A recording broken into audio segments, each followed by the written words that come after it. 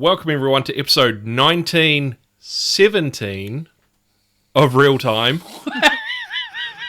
That's just confusing. It's like an episode 17 and 19 together. All right. Well, You keep going. Keep going. Okay. My name is Ryan. With me, as always, is the Colin Firth to my Mark Strong. Robbie, how you doing? Is that because you look kind of like Mark Strong with like no hair? Yeah. Yeah, okay. That's what I was kind of going with. I could have gone Benedict Cumberbatch because of the height. No. But No. I can't do a Smaug impression, No, so... you're not Benedict. No. Sorry.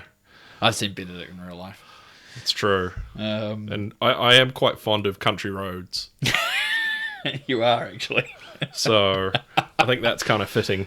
What other options did you have for 19, by the way? That was pretty much it that I thought would be Fair good. Enough. Fair enough. Like it was 1984, which had John Hurt in it. Yeah, so it was a combination of numbers thing. Okay, yeah, I think you went with There's the better nothing option. straight with 19. Yeah, So I was like, do I abandon it? Do I kind of do this? Fair enough. I think this is going to get harder the higher we get. Yeah, well, see, the lists I've gone through, some of them are good, but some of them have like just years in them, and it's quite tricky. You've got to remember as well about movies with numbers and titles that aren't numbers. They're written out like 20 is written as 20, so you've got to keep this in mind when you get to some of these as well. Yes, absolutely. We digress. We'll move on. There was a few deaths since our last episode as well. Some of them were quite surprising. Quite surprising. We should probably start with that. I'll let you begin. Yeah, so there was the Scooby-Doo co-creator, Joe Ruby, died at aged 87. I guess that's a pretty good innings again, 87. Not too bad. I mean, we say this often. I mean, it's definitely a good innings. Yeah, I think the other co-creator died, God, it was like 10 years ago or something. Yeah, 10 years ago. Sounds about right. And so I think he was younger than that, so a lot of outpouring about people have been related to the Scooby-Doo franchise at various points. I saw online, especially on Twitter. So not just like the animated, but the live action ones as well, because they would have had a hand in it. Yes, so exactly. There was actually, fun enough, I'd seen a story just like maybe a day before about the origins of Scooby-Doo and how it created at Hanna-Barbera and all this sort of stuff, and then that came out, so I was quite surprised to see that just a couple of days later. It was relatively quite fitting. Yeah, I was quite surprised by it too. I mean, Ben Cross, age 77. He was probably well known as Spock's father, Sarek, in the J.J. Abrams Star Trek films. He was also in Chariots of Fire, Jack the Giant Killer, and Hurricane Heist. He was also a director, writer, and musician. Yeah, again, a lot of outpouring from people who worked on, especially on the Star Trek films. Who's such a great piece of casting, because he wasn't obviously in the original earlier versions, but there was another actor playing the same role, and they looked really similar once you put the makeup on them. I remember people mistakenly thinking it was still the same person. So, which is kind of crazy when you think about it. But I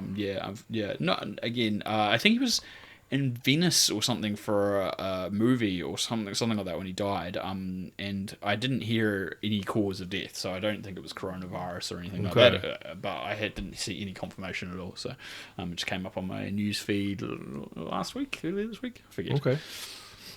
Steven Spielberg's father, Arnold Spielberg, this is a really good innings, 103. Yeah, I was really surprised by that. He fought in World War II, so that's part of where Spielberg gets his interest in World War II from his father's stories. He was a computer engineer, so quite early in computer in the 50s, he was working on real early PCs, basically. It's one of those things with the size of shipping containers. Yeah. And so for those of you that don't know. Yeah, had quite an illustrious career in his own right. And obviously, the whole family put up all their various notices and condolences online, and even Amblin Entertainment put up a thing with various pictures of Spielberg with his father at things. So, I'm sure he would have visited sets as well. Yes. During his days. Yeah, I think it was some of that sort of stuff as well. So, but good innings, as you said, 103. It's pretty impressive. Leslie Hamilton, Linda Hamilton from the Terminator franchise, identical twin sister. Yeah, I was quite surprised to see that. Yeah. I had asked you, and you'd said, "Oh, yes, I saw that." In Terminator 2, she's in the movie quite frequently. She plays the younger version of Sarah when she sees her in the nuclear holocaust flashback. She also doubled for at various points throughout the movie, whereas it was a stand-ins or within the movie to be the duplicate version of Sarah. Or in the director's cut, there's like a mirror shot Yes. and also towards the end of the film at the factory as well. Do you know what she did? I didn't actually look this up. Do you know what she did outside of being her sister's twin? Like, did she do, like, what was her career path or anything? Like, I believe she was a nurse. a nurse. Yeah, I think I did read that she was a nurse. Like, I think she had like the odd acting gig here and there. Yeah. But Probably a lot of clearly stand-in not stuff as for her sister too. well. probably. Yeah, I think that as well, but obviously not as much as Linda. Linda Hamilton. Yeah. So, but yeah, I think she was predominantly a nurse. Not particularly old either, 63. No. You're not sure it was not coronavirus nurse related? No, what I'd read is that there was no confirmation on what that was yet, but well. it's who knows. Maybe it's some things like this, like they probably just want to announce it, but they don't want to say what the cause was because. Well, yeah, You know, it's that's unknown, kind it of- is actually unknown, yeah. Yeah, because that could be more traumatic to let just random people know what the cause is. And finally, I think the most surprising was Chadwick Boseman, Yeah, I flicked you guys Black Panther. Wow. I flicked you and another friend of ours a message when I saw it, literally like maybe 5 minutes after it first got out, and I was like, no, that can't be right? Again, kind of similar to the experience we had last month, and colon cancer, wasn't it? Yeah. Bowel cancer? Yeah. The crazy thing as well, he'd been diagnosed in 2016, gone through treatment, So he's had 4 years at surgeries, least. yeah, all this stuff, and nobody knew. No. Only like close family, I think his agent and like one of the directors that he'd previously worked with on the Robinson biopic 42. But they're the only people that knew. Yeah. No one knew. No one at Disney or No one at Marvel. Marvel. Nobody. None of the actors he worked with. The funny thing is, there've been comments. He'd turned up in public in like the last 12 months, and people have been noticing how gaunt he was, and people were just. Which on hindsight kind of makes sense. It totally makes sense. But like people were like kind of shaming this thing, like why has he gotten so skinny for, and all this sort of stuff. For a role or something and that sort of thing. Yeah. So I think I guess you could kind of call it a positive of not telling Marvel and Disney is that he was still committed to start filming and finish Black Panther 2. well, the reports are that even just a couple of weeks ago he was adamant that he was going to last longer. That he was that he knew he had this disease, but he wasn't going to claim him so early. And it went from stage 3 to stage 4, and those are both pretty serious stages, to be honest. 3's bad enough, and then to go to stage 4, it's spread. So yeah, I guess that's the thing. It's just a combination of optimism, is generosity. Yeah, all the stories that have come out, people who are obviously shocked who knew him, are just like, wow, I can't believe he went through all the things he did in the last 4 years. Yeah, and it wasn't made public until now. Yeah, and it definitely says a lot about his character, I guess, as well. Of just, I guess how much he wanted. How do I put this? Like how he wanted to like please people and give to the people as well. I guess like not just as like say Black Panther and how that did a lot, worldwide for like the African American community and all that sort of thing, but just as other movies as well. I guess like it was just he was I think I'd sort of read a kind of a quote from someone that said he was just getting into his prime. Yeah, and at 43, yes, yeah. I mean, he's really getting into it. I mean, when you talk about it, like his acting, he in the last 10 years basically he'd really ramped up, and especially kind of since 2012, 2013 was when he really started to make his breakthrough in some of the roles that he got. Honestly, I think that's it. You're totally correct. He's just reaching that point where like he was become a name, and everyone was excited to see what he was going to do next, and unfortunately we won't get that chance. It's a shame. I mean that's the other part of him. Some of the thing that Ryan Coogler wrote was just stunning. Eulogy. Eulogy. The one that who else? I read a couple other ones. Gosh, they were so good. And just people, because obviously they're still reeling with that shock level of this, not knowing, had no idea. And yeah, just crazy, just absolutely crazy. Oh, for sure. We'll move on to the new movies and updates. Yes. Ryan Reynolds is heading for another Netflix film, this time a comedy called Upstate. How many Netflix films has Ryan Reynolds got, like, upcoming? I think it's like 6. I think he's signed the Sandler deal. I feel like it, but it's like it's for different people for different things. But it might as well be the Sandler deal. Yeah, Ryan Reynolds is the new face of Netflix, basically. Oh God, I don't know. it's possible. I mean, There wasn't. He probably draws more money now than Adam Sandler does. To be fair, like, yes, Deadpool was a comedy, and like say something like Six Underground had comedic elements in it, but he hasn't done like a Sandler-esque, I'm going to just do a comedy for a long time. For the sake of it, yeah. And so to do just an actual comedy now is quite, like, well, not a bad thing. He hasn't done one for a while. Like, they've all been kind of mostly action-y movies. Even if they've got little comedic elements to them, they're not out-and-out comedies. So, and he obviously comes from a background of doing comedies. Yeah, well, the last ones probably would have been like Waiting or Van Wilder. No, I mean, some romantic comedies in the 90s, like suppose. Just Friends and all that sort of stuff. I just can't think of anything like the last decade, really. I'm sure there is. It's just nothing's coming to mind. So I guess it makes sense that he would add to the other things on Netflix with a comedy. I guess we'll keep an eye out for that one. Yes. It hasn't been a trailer drop for it yet, or No, anything, I think this has just been announced. Okay. I think the director's... I did think it said who the director was. I think it's a director he's worked with before on a not comedy, actually. I think it was the movie The Nines, which is a really crazy movie, if you ever get a chance to see it. So I think it was that director of that. I might be wrong. Don't quote me on that, but I think it might be.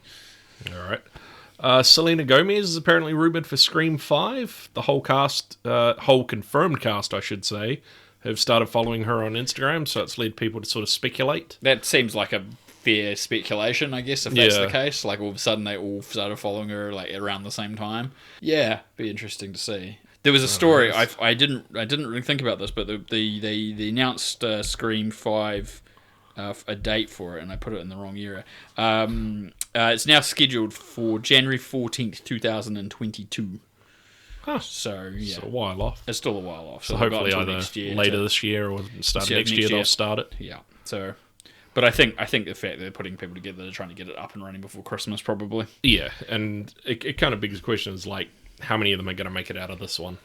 Well, as I said, I'd be surprised if all the main core original cast that are all coming back none of them die. Like, I'd be shocked if none of them did. But at this point, I think it's pretty obvious that they're going to kill at least one of, if not all of them. That would be interesting. Yeah. That'd be an interesting way to do it. Kill all the original cast off. And maybe like Selena Gomez becomes the new Wouldn't that be a Sydney sort of thing. Wouldn't that be a thing? The cold open is just literally them all getting killed.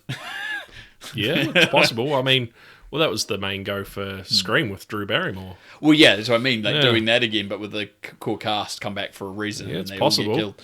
Well, that would be pretty crazy. I think that's perhaps a little bit too ballsy. Maybe. Yeah, that's probably. Yeah. Jason Statham is reteaming with Guy Ritchie for 2 films. Yeah, he's got 2 jobs. He's got 2 jobs. Started some job. Yeah, the first is Wrath of Man. It's already done and due for release in January 2021. Yeah. The second will be called Five Eyes and will be filmed late this year in Europe. Yeah. Later this year, I should say. Late this year, same stuff. Yeah, I mean, Guy Ritchie's had a spotty record. Jason Statham's had a somewhat spotty record. Yeah. But you never know. I liked the last Guy Ritchie film. It was amazing. I thought it was hilarious and funny. I think some of the people that worked on that at least worked on one of these, wrote one of these. I think it's the second one, actually, Five Eyes. There was no other details. Wrath of Man was apparently called something else. I can't remember what it was originally. They'd previously announced, and it's had a change of title. Now I've forgotten what that title was. Who knows? It's Jason Statham and Guy Ritchie. It could be either great or it could be absolutely terrible. We'll find out. Yeah. No, it's not based on the She Had song Five Eyes, is it? It's based on the government's. Well, I was going to say, I Five assume Different there's Governments. some connection to the Five Eyes thing in that. There's probably some conspiracy level kind of thing going on. I thought this as well, but Okay. there was no details other than it was filming in Europe. Okay. I don't think there was any other details. All right. Speaking of Lego sequel movies, as you've coined the term. Well, I don't haven't know coined if you it. have it, People, but other people online have. have coined this Yeah. for a number of years now, but that I definitely subscribe to this idea. Yeah. Jeff Goldblum has talked filming the first scene with the other former Jurassic Park cast with online website Insider. The first thing that he says the first thing that they shot was... It's a quote here, by the way. It was. Yeah, Jeff Goldblum had said that the first thing that they had shot was a scene with himself, Laura Dern, and Sam Neill, and we were. I can't tell you much, but we were in a very tight enclosed space. You'll see. It's a mystery you'll solve when you see the movie. The 3 of us were in a tiny little space, and we were being menaced by. I can't even tell you. a surprising faction of prehistoric creatures that you've never seen before. It's such a Goldblum-esque conversation. It can also be Walking, I suppose, in a way, with all those pauses. I would say it would be with his particular cadences and stumbles and you know, like... Yeah, it definitely would be, and like the hand sort of going up and down. I almost think he's like got some sort of Italian going on in him somewhere. I'd love to know what his family history is. But that sounds exciting. They've actually started filming with the original cast because they hadn't got around to doing that before the COVID lockdown last time. So, no. And I think we mentioned last time that Sam Neill had tweeted out a picture of his hat saying "Hello, old friend." Yes, and Laura Dern had done the director's cheers as well. Yeah, exactly that as well. Moving on. Do you remember Blockbuster? Sadly, yes. So, do you remember VHS tapes? Sometimes. Yeah. Some of the people listening to this may not. I don't know. Yeah, that's true. I'm old enough. Do you remember VHS tapes? Yes. I had a vast collection before DVDs came in. Yes. That was my main go-to media. Yes. So, the last remaining Blockbuster in Bend, Oregon... Oregon is becoming an Airbnb... Or partially. Or partially an Airbnb. They're not closing it. They're still staying open as a rental store. I was about to say video store, but it's a rental store. The last Blockbuster in the world, supposedly. So they're creating some sort of space up in a little loft area, by the looks of it, from the photo I've seen. I think it's like at a corner of the store, and they've like made a raised platform for it and everything. Yeah, I saw this too. So they're making it an Airbnb complete with a 90s living room with VCR and well-stocked snack stand. The living room has 90s-style sitcom decor with sofa sleeper covered in bed sheets you probably owned as a kid. You have to be from Oregon to book, however. Yeah, you can't just be like a random person.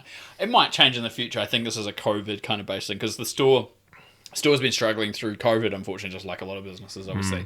And they closed for a while, and then they realised they wasn't going to keep the thing open. So they started doing like curbside delivery. You can go and book online, call them what you want, and they'll make sure it's all cleaned before you put it in a bag and put outside for you to collect when you arrive.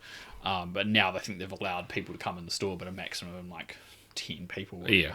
But this thing here is another extension of trying to keep the store alive by allowing people to trying to sleep get the over money, at the Blockbuster overnight, which is just a crazy idea, I guess. There's a documentary that they're actually a part of, which is called The Last Blockbuster. It's actually just had its theatrical debut in Bend, Oregon, at a drive-in theatre. So it's about, obviously, the store and all that sort of stuff, and it's going to get a proper release online, I think, for everyone to rent or purchase in December, and you'll be able to buy it from the Bend store as well. Oh, that's pretty cool. On DVD and Blu-ray and stuff. So maybe VHS as well. I was going to say, that'd be a nice little touch if there's like a limited amount on VHS. I think they were talking about putting it on VHS as well at some point. So, yeah. But yes, would you sleep overnight in a Blockbuster? Yeah. Yeah, I probably would. I love it. There was a long pause and then yeah. Well, I mean, you've got a whole 90s themed bedroom. Yeah. And like bed sheets that you probably owned. You got VHS tapes, a fully stocked candy bar. Yeah. What more could you want? That's true. And you can just walk out. The other thing is that you can just walk out into the store and pick something off the shelf and come back and watch it. Exactly. So, yeah, fair enough. That's all right.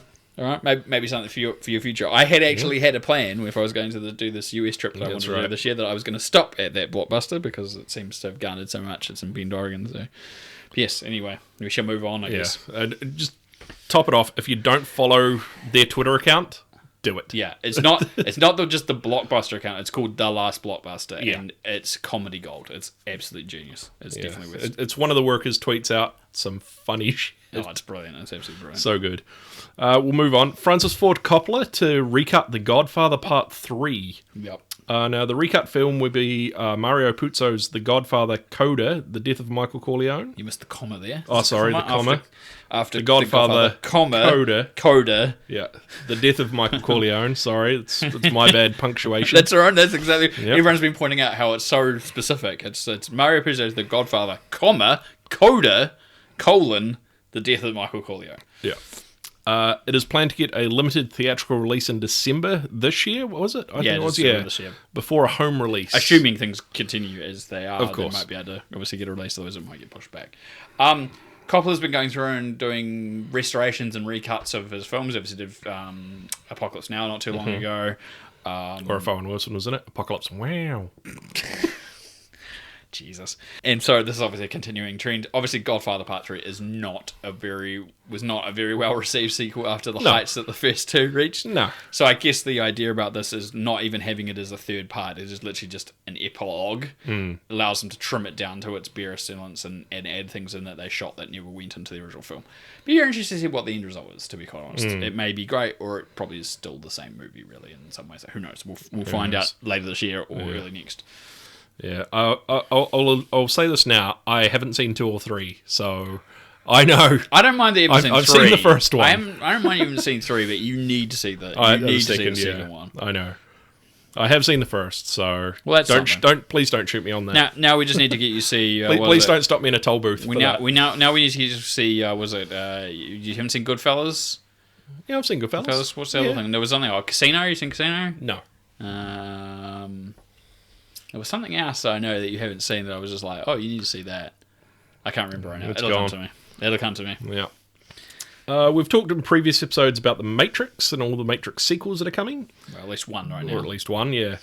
Hugo Weaving was asked to return to the sequels, but scheduling meant that he wasn't able to make the original planned shooting frame, so negotiation went no further.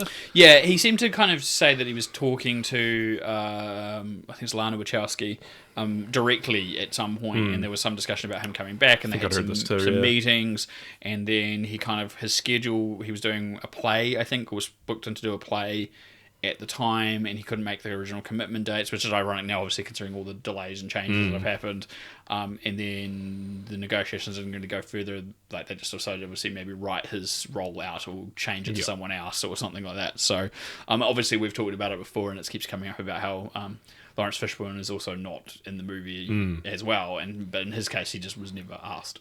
Yeah. So there never was, obviously, any intent to have him involved somehow. So. Yeah, I guess watch your space. I mean, like, people, since it was sort of first really announced, it was always rumoured for a while, but when it was sort of really announced, people were like, well, how's Neo come back? It makes no sense. So and Trinity. And Trinity as well. So could be flashback, it could be somehow they've been resurrected. Simulation. By the machines. They've layers. They've somehow been plugged into the Matrix somehow, and now that's where they live. I don't know. Who knows? It's where we live now. The Matrix. That's what it's going to be called. It's called The Matrix, where we live now. It's possible. You can pitch that to Warner Brothers. Oh, God. The 1989 film, Troop Beverly Hills, which had Shelley Long in it, is to get a sequel or a remake. It's unclear. Yeah, I couldn't quite decipher this news, that it was like a sequel or remake, because they kept making comments about bringing back old actors, and I was like, well, hang on, is this meaning it is a remake, or is this that? I mean, I didn't realize it was such a popular film. I've seen it like years ago. It's a kids' film. So basically, if you've never seen it, no, I haven't. No, I was going to say you haven't. So Shelley Long plays like this, like quite rich socialite kind of woman who's married to this really powerful guy, and he decides he wants to have a divorce, and she's got a daughter who's in like a scout troop. And so in order to try and like latch on to getting her daughter to kind of, so that they can have like maybe custody or something, she ends up taking on charge of being her troop leader in like Girl Scouts or something. And, and of course she doesn't know anything about the wilderness. Yeah. So when it fails at first to try and take them on a camping trip, she then books like her and all the girls into like a Beverly Hills hotel and teaches them about like social etiquettes and like stuff that's like things that she knows heaps of. And because there's no merit badges for it, she makes all these fake merit badges for them, and then this ends up where they're supposed to like win a jamboree for like troop leader area thing, and there's like a rival who doesn't like what she's doing and tries to get her kicked out, and of course that's going to jeopardize her potential thing with her daughter. It's a comedy, but it sounds like much like a drama. Yeah, see, you describing that, I think I have seen it. It sounds very familiar. I mean, it's 89, so it's very late 80s, early 90s. I don't know. Very much maybe I've seen it and I don't realise I've seen it, because all of that sounded very familiar. Yeah, I remember seeing it a long time ago, probably. But apparently it's one of those kind of like kids in the 90s probably saw it on TV a reasonable amount. It was one of those things that I just chuck on TV. We've talked about like Camp Nowhere with Christopher Lloyd and like, Suburban Commando with Hulk Hogan and all these sort of stuff. They just chuck on, and they're just like silly, like one of those Earnest movies or something. Yeah, you just chuck it on in the afternoon, and it's something to keep the kids entertained for a couple of hours on free TV or whatever in the 90s. So be interested to see. I'm amazed is it. I would be shocked if it's a sequel. I'm expecting at this point it's just going to be a remake of the idea and like a modern update. Yeah, it's quite possible. Yeah, and it'll be like, I don't know, cell phones or something, like how to not be on your cell phone, how to live in the world or something, maybe. I don't know. Then they end up staying in this Beverly Hills thing. Yeah. For all of those Whovian fans out there, Christopher Eccleston is returning to Doctor Who after 15 years, after it came back in the early 2000s as a resurgence. That's right. He's coming back in an audio series set to be released in May, August, and November of 2021 and February of 2022. BBC Studios and Big Finish are collaborating on it. Now, I have absolutely nothing on this. You got nothing? I've not watched any Doctor Who since it came back. Fair enough. I've seen some of it, but I've seen David Tennant and Matt Smith. Okay. So that's all I've seen. All I hear is controversy about the current thing with, what's her name? My brain's gone blank. I should know. The current Doctor? Yes. Jodie Whittaker. Yeah. Thank you. I don't know why I'm thanking you. I just thought of that myself. It's all right. Yeah, I just remember hearing people going, "Oh, a woman," because that's what the internet sounds like. Yeah. And when they don't like anything, when something happens that they don't like. I don't like it. So unfair. So I couldn't tell anything. I'm sure people were excited to hear him reprise the role, because I think anytime previous former Doctors have come back to do specials or anything, people are usually pretty excited about it. Yeah, it's always been like the odd special where people have come back. I mean, David Tennant even came back for one with Matt Smith, and I think there was another one with Matt Smith that they got Tom Baker back as well. Yeah. So now that's a Doctor Who I know, because when I watched it when I was a kid. I think he was probably one of the last of when you would have seen it as a kid. Probably, yeah. When the Daleks are still made of what looked like cardboard boxes. Yeah. Yeah, now they look slightly better. Made out of aluminum. No, I'm kidding. They're not made of aluminum boxes, but they do look slightly better. I will give them that. It's not as bad as the Doctor Who music video, where it's literally like a person, you can see their feet walking around underneath. Like, almost that bad, but not quite that bad. No. Star Trek dramas, there's competing versions of it. Now, this is for the next feature film, I should add, yes. Okay. Emma Watts, who was recently brought in from Fox to head up Paramount's motion picture group, is reported to be in the process of figuring out which way to go, end quote, for the film franchise. The options are Noah Hawley's idea, which he was brought on to do late in 2019, which is currently on hold at this stage. Another modern Trek sequel with Chris Pine's Kirk and others, which was supposed to bring Chris Hemsworth into the series again back in 2018, or the Quentin Tarantino idea that has a script also. Yeah, so they're basically having to pick between these three. So that was a lot to get through. Yeah, I was going to say, so beyond, it is a lot to get through. I had to go look this up like 3 times to make sure I got this right. So the Noah Hawley thing we've talked about before, he was given this idea to potentially do a new version of Trek. Mm-hmm.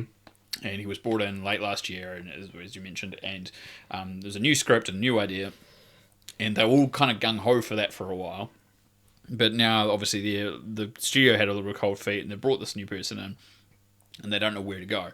The Chris Pine thing is interesting, because that was the idea where they were going to go originally after Star Trek Beyond, and they were going to bring Chris Hemsworth back, because obviously he played Kirk's father very briefly at the start of the first of the Abrams ones. This was before Chris Hemsworth was a big deal. He was the smaller known of the two Chris's in that movie. Yeah, he was just fresh off Home and Away then. Pretty much, more or less. And pretty much moved to the States. I think he'd done Cabin in the Woods and maybe a couple other things. But anyway, and he was asked to come back, and he kind of balked at the idea. I don't think he was that keen, so that kind of put that on hold. But obviously, if they push forward with this and they really want to bring him in, they're just going to keep offering money and stuff that he wants until he does. And obviously, they'll be bringing back as many of the Star Trek cast that come on board. And of course. With the exception of Anton Yelchin, unfortunately. And the Quentin Tarantino idea has a script attached. Someone else has written it based off his idea, his outline. There was discussion whether or not he would come and direct it, and would it be part of his 10-film directorial thing, and all this sort of carry on. But I'd say it's unlikely he'll come and direct it. He'll just be a producer. And story by credit, and maybe some script writing behind the scenes. Yeah. I honestly don't know. I think it's a pretty tough decision. I don't think any of them... I mean, obviously we don't know what Hawley's idea was, other than it's a new idea. I thought Star Trek Beyond was really good. I really enjoyed it. You've seen it, I think. Yes, I think I've seen them all. Yeah, it was really good. It was just kind of it reminded me a little bit of those old bottle episodes. It's kind of almost self-contained. It has some origins in something that happened in the past, and it comes back to bite everyone in the butt now. But you don't know about it until it all kind of reveals itself in the show, which in this case is a movie. I thought it was really good, and I wouldn't mind seeing more of that as well. And I'm still always intrigued about the Quentin Tarantino idea, which now has something to do with like a Western and the holodeck kind of thing, or going into the past or something. I'm not quite sure, but I read that just a while back. So well, I think he wanted to make it R18 as well. Yeah. And have probably his typical level of swearing into it, I suppose. Probably not as much blood as like Kill Bill or something, but it's Tarantino. Who knows? Do you have a preference? I don't think I could pick out of those. I didn't lie, but I think I'd probably pick continuing the sequels currently. Yeah, I'd probably go that way as well, to be honest, because I just think the Tarantino way would be a bit odd. And I say odd, I don't know. It's unproven. Tarantino and Star Trek are like two things that I don't think sort of go together. My issue is that I think there's still enough good in the new Abrams level franchise that it's worth giving him another go than rebooting it now, because you can always do the Hawley's idea later, I think, whereas you're not going to be able to continue to do the Chris Pine one for years and years to come. You're going to get maybe one, or maybe if you're lucky, two more out of them if you push them through. If you're real, and you throw enough money at the cast. So that's that. Who knows? I'm on the same page as you. If we get Peg to co-write again, sure. I'm sure he's keen. Yeah, I mean, he's just like us. He's, nerd do good. Was it nerd do well? That's the one. There we go. Like it's the name of this book. Yeah, ne'er do well. Moving on. Netflix confirms they're making a Resident Evil TV series produced by the same company that made the films. It's split between two timelines, with Wesker's children. Andrew Dabb, a veteran of Supernatural, serves as showrunner and executive producer, while Walking Dead alum and executive producer Bronwyn Hughes has been tapped to direct the first two of its 8-hour-long episodes. It's been quite controversial. I rated this to someone back in 2000 or 2001, I forget it was, when they first announced they were going to make a film out of the Resident Evil video games. The information said that there was a supercomputer involved. And everyone went, super? What? What does that have to do with zombies? Yeah. And the internet just went, revolted. And then when this came out, it was like a couple of weeks ago, same thing. Yeah. And I joked with people, it's like 20 years ago all over again. Same thing. There's no Wesker's children in the games, and there's none of this, and there's this idea with the two timelines and all this sort of stuff, and it's a place called New Raccoon City, rather than just Raccoon City, and it has nothing to do with characters other than Wesker, it seems, that are involved in the games. So, again, it's much like the movies, very loosely connected, and who knows even what zombies or creatures are going to be in it. I think I've said it before, but why not just at least try the whole spooky mansion with the Umbrella pharmaceutical company creating test subjects in the woods, and like a rescue squad comes in, because I could easily see you making like an 8-episode series out of that, maybe before you even did this, and then see where that goes. I think that's a much more intriguing idea. But or you'd potentially set up. Wow. See, it says it's produced by the same company that made the film, so I'm kind of assuming it's going to be set in the same universe. No, apparently. Well, I don't know if it is. I think apparently it's separated. From the films themselves. So it's like a new take, which gives you another reason to go back to the start. But I think the problem we've got here, and this isn't a problem, but I think this is just a thing about Netflix in general, right? You have an audience expectation, you have algorithms that tell you who's watching. Yeah. So Netflix comes to Constantine, and Constantine comes to them, and they're like, we're going to make this show, and they make an agreement on costs and all this sort of stuff. And then Netflix says, right, this is the demographic you're going to be playing to probably because of the show and the series. So you definitely want to appeal to like teenagers and early 20-somethings, and you probably also want to appeal to kind of maybe some adults. So maybe that's the reason why there's two timelines. There's like kids, teenagers, Yeah. and there's like an adult version of the teenagers, or one of the teenagers, or something. I don't know what it was in the description. And so they're trying to appeal to both people who like old classic zombie movies and people who want like new teen angsty kind of dramas and all that sort of stuff, and they're going to have their cake and eat it too. And I wouldn't be surprised if that's 100% why. Yeah, I think it just come to mind. I think one of the blurbs that I'd sort of read about it is that it's kind of going to be in the same vein of like It Chapter 2, where it goes between the two different timelines. Yeah, that's what I read too. So, yeah. And obviously having people who worked on shows like Supernatural and The Walking Dead kind of also blend those two ideas. Yeah, that goes, It's Supernatural's kind of got that teen element, yeah, but a bit of sci-fi and stuff, and obviously Walking Dead had zombies and like drama, and so I could easily see those people kind of being able to very easily latch onto that concept. Oh, absolutely. And thematically, those people work for that kind of theme of like Resident Evil, but I guess we'll see how it pans out. Yeah. If there's a trailer released at some point. I'll keep an eye out. I'm not holding out any hope, but I wasn't holding out hope for the movie series when I heard the supercomputer thing myself 20 years ago. So who knows? We might be pleasantly surprised. Yeah. John Carpenter is fairly... So you've got very uncertain here. Thanks. John Carpenter is fairly certain Universal and Blumhouse will... He's a fairy. Do you not know this? Sorry. You tell John Carpenter he's a fairy. Hey, John Carpenter, you're a fairy, apparently, according to what I wrote today. Someone please tag John Carpenter in this next episode. He's fairy certain. Go to your LinkedIn and find someone who knows someone who knows someone. He's not a fairy. He's just fairy certain. He's certain about fairies to do with Universal and Blumhouse. Oh god. Anyway, sorry. This stuff and stuff. No, you can read this. Right. Go on. I've broken him now. I've broken him. John Carpenter is fairly certain Universal and Blumhouse will team together to work on a new version of The Thing, but more following the original source material, even more than they did when he did the 1982 version. Mm-hmm. Obviously, The Thing had its own origins in both the book and the 50s B-movie, and then there was obviously the prequel/remake, kind of a bit of both, that came out 10 years ago almost. Was it 2011, I think it came out? Yes, that's about right. So, yeah, I mean, Universal is doing this thing where they're kind of rebooting some of their ideas, and obviously also how Halloween's gone for Blumhouse, doing that, a new version of that's been successful. It's ripe for some... The Thing is always a very ripe idea. There's always some great things you could do with that idea, and no matter where you set it, and whether or not you kept it to the source material or you supplanted it somewhere else. Because it's always about that fear and paranoia about things that aren't real, you know, like, is this person a real person or is it a thing? And I think you can do some really interesting things with it, no pun intended. So I'd be keen to see more. And I don't think doing anything new sullies the original, because I think I did actually really like that 2011 one.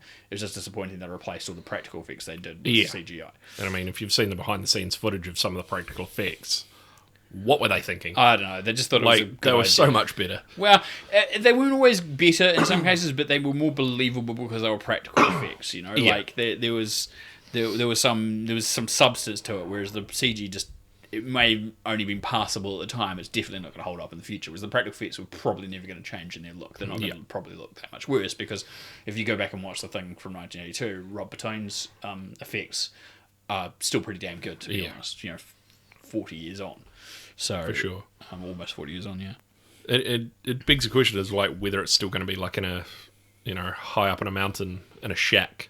Well, it's going to move it. It was Antarctica. Yeah, that's right. Sorry, it's my fault. I'd forgotten where it was. I just remember snow in a shack. I couldn't remember where it was set. But yeah, that's right. It just makes me want to watch the original again, to be honest. Yeah. Well, maybe we need to put that on the flat list. Yes, definitely. So everybody sit around. We're going to watch The Thing. I can't imagine your girlfriend getting through that easily. Some pretty horrific stuff in there. Yeah.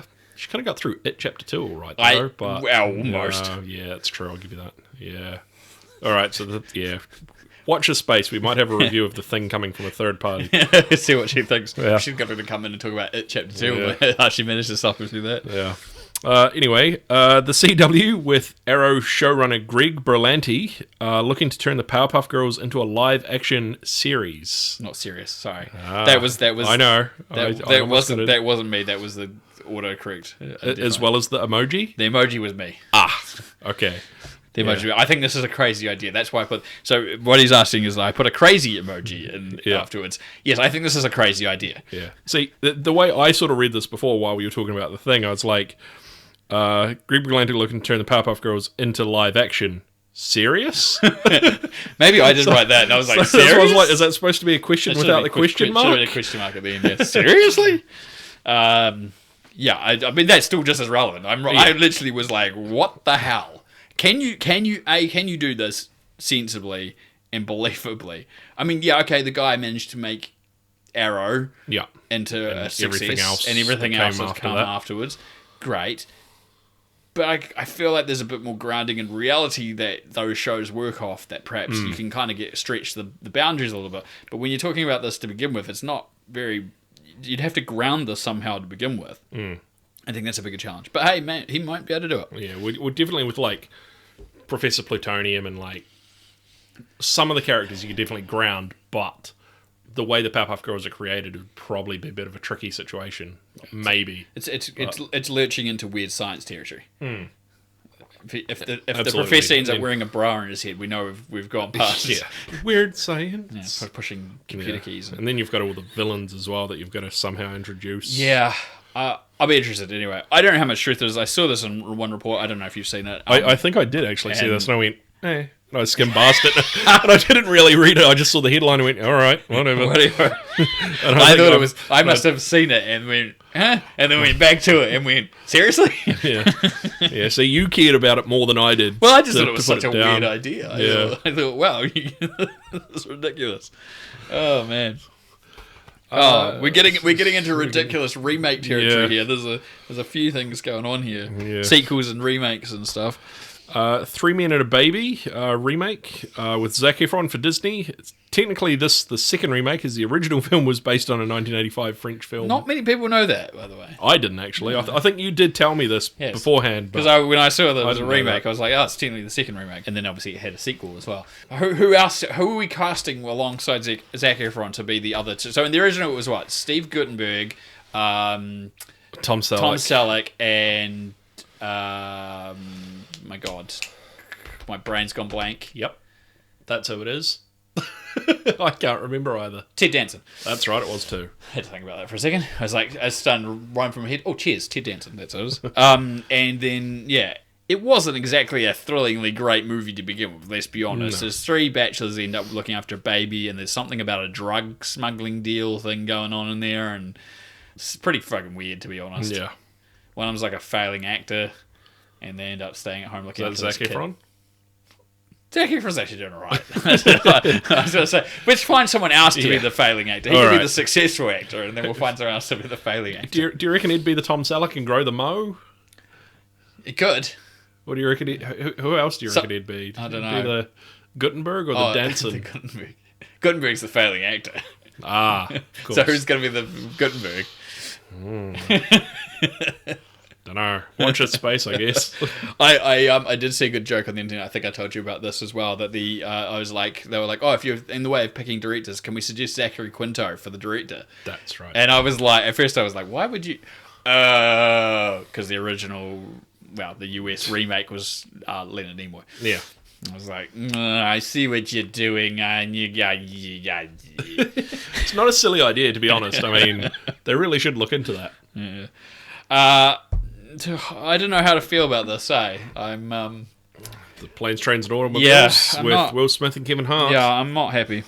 I think the original is a classic movie, and I think it's a movie of its time, and it's harder to do in a modern take. And they've already tried. So Due Date, which came out, I think it was like about 6-7 years ago, it had Robert Downey Jr. and Zach Galifianakis.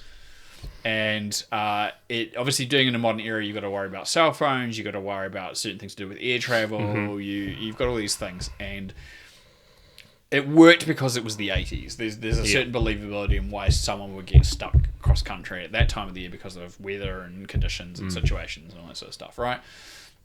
And it was already pushed to try and get them off the plane in the beginning. They cause a scene, and it's kind of in a pre-9/11 state, so you can kind of like really push those boundaries. But these days, Due Date couldn't even do it either, and I get the idea because obviously I saw a comment from Kevin Hart about this, and he's just like both him and Will Smith have been for years trying to find a project they could both work on, and I think both their production companies are involved in it. And I'm like, this isn't it.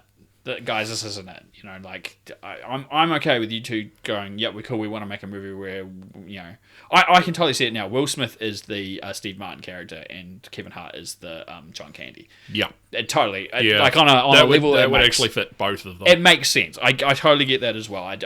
Kevin Hart would be the guy that's really annoying and is insensitive and all this sort of stuff, but then it ends up that he's like, there's something else going on, and he brings the emotional stakes through. Because Kevin Hart, I don't always like him and everything, but he can do this. I've seen him do it in other movies. He can do it. And Will Smith can play that range. So, and he can be a dick if he wants to be, and he can act really nice if he wants to. And that's the thing that Steve Martin was able to bring to that role as well.